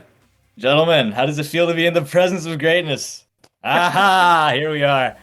Did not get that game before this started. Oh man, it's beautiful. It's wonderful. Glad to have you here. So yeah, you didn't play today, but how are you feeling about your squad's victory? You know, they got that nice point total for the win for the squad. Are you proud of your team? How are you feeling? Absolutely. I mean, the team's put in so much work over these last few semesters, and even without me now, they're doing great. God, they've kind of just shown how awesome they are on their own, how they're able to like handle themselves, how they're able to go out and get better and compete and get onto the next level without me cracking the whip behind them. So yeah. No, it's really awesome. Super proud of all those guys. Absolutely, I can definitely see that. Now, again, like you mentioned, you're not kind of rocking with this crowd right now, but you still got some pretty strong players. Obviously, put out a fantastic showing today. In your eyes, you don't have to pick just from the people who played tonight. Just overall, who's kind of your MVP pick so far for this season? Well, this season right now, I mean, my replacement was Kim Onito. He's the new captain. He's really keeping all those boys in line. He's making sure they're going to locals. He's putting up the numbers on his own too. You know what I mean? He's leading by example. He's showing all the young blood. How you want to carry yourself in the EGF. He's doing amazing. He's the MVP for sure. Awesome. Kim Onito MVP. So this is week 9. We have quite a few weeks to go. You're going to be paying attention to the squad, popping in, offering that sage advice when you need to, or do you feel they're at this stage in the season that they can just do it on their own with the strength that they have learned and they have acquired? Right now, I think what I can provide is pretty limited. It's just like, okay, let's talk about the team that we're going to play. Let's see what kind of characters they play. Let's see how they play. What kind of little gimmicks that these players like to use with their characters. We can figure that much out. But really, for the most part, I'm just here on game day, just to make sure that we're putting the right people in at the right times, because I think that's where my specialty lies. Especially, just making sure that we're not expending our resources too quickly. We're not spending them too late when it's like already over. We're just like making sure we're putting the right people in at the right time, and that's where I come in. Well, like you just mentioned, you got the counter pick specialty on lock. I do want to ask you, if that's the case, is there any particular teams you're really looking at, maybe doing a little bit more studying than others to make sure you have those counter picks down to a T? Well, man, we've been in EGF for about 2.5 years. This is our second year, 2.5 year. I guess that's how we're supposed to put it. And we have yet to play the Paul yet. And this is a team that we've really wanted to play for a long time. We really respect them as an organization. We're very close with them on a personal level as well. And we finally get our first matchup with them next week. So that's what we're gonna be doing. Yeah. So we're studying. We're gonna come hard at the Paul, and I think we're gonna make some people mad. I love to hear that. Yes, you do have them coming up next week. It's going to be really tight. It's going to be super fun to watch that. Anybody you want to shout out? Anyone you want to mention before we bring it to the end? So the overall season MVP here is definitely Kim Onito, but today's MVP had to be over the Snake Avery. Man, he's the man with the biggest arms. He's the man with the biggest charms. He's the woman's pet. He's the men's regret. You know what I mean? Yeah, he did everything today. He really just at the 3 spot, the most important spot we had. He really just shifted that momentum back into our favor so that the rest of us could really just like perform comfortably, and that's really when it came in. And when you're the best, collegiate esports team out there in the universe, they got a name for you, and they don't just call you a good esports team, they call you G-Dub. Ooh, he said that's it. Mic drop, hot, done, 1, 2, 3. Thank you so much, Rick Van Winkle, for joining us today. Cap, he said it himself. They the best, they call you G-Dub. Ain't nothing left to say, you know what it is. George Washington University, 18 points on the board versus Marquette's 11. Honestly, love that. I love that. What just happened? We were blessed with the styled on. You were blessed with the presence of greatness. You saw him king. My bad. That's on me. Oh man, a stylish interview coming out for GW for what was quite frankly a pretty stylish team, honestly. Yeah. I want to know how many times he's done that, because he got that all off the top of his head pretty fast. That was fantastic, yeah. Absolutely impressive stuff today. Very great games today all across the board. We saw stomps, we saw ties, we saw comebacks, we saw it all. And I honestly want to say, hey, we're in week 9. Everything's like heated up. This is where teams are like they're online, they're showing us the best of what they got. Some teams have a little bit to improve on, so they're still going to be working, and we're going to be right here. So any last words before I take us off the air, my boy? Thanks for showing up, and I don't have to talk to myself for an hour and a half. Hey, I appreciate it. Gotta do what I can when I can. So from myself, from Cap, from Zoe behind the scenes, and the rest of the EGF squad, we will see you guys next time for more action. Y'all be safe and have a good night. Peace.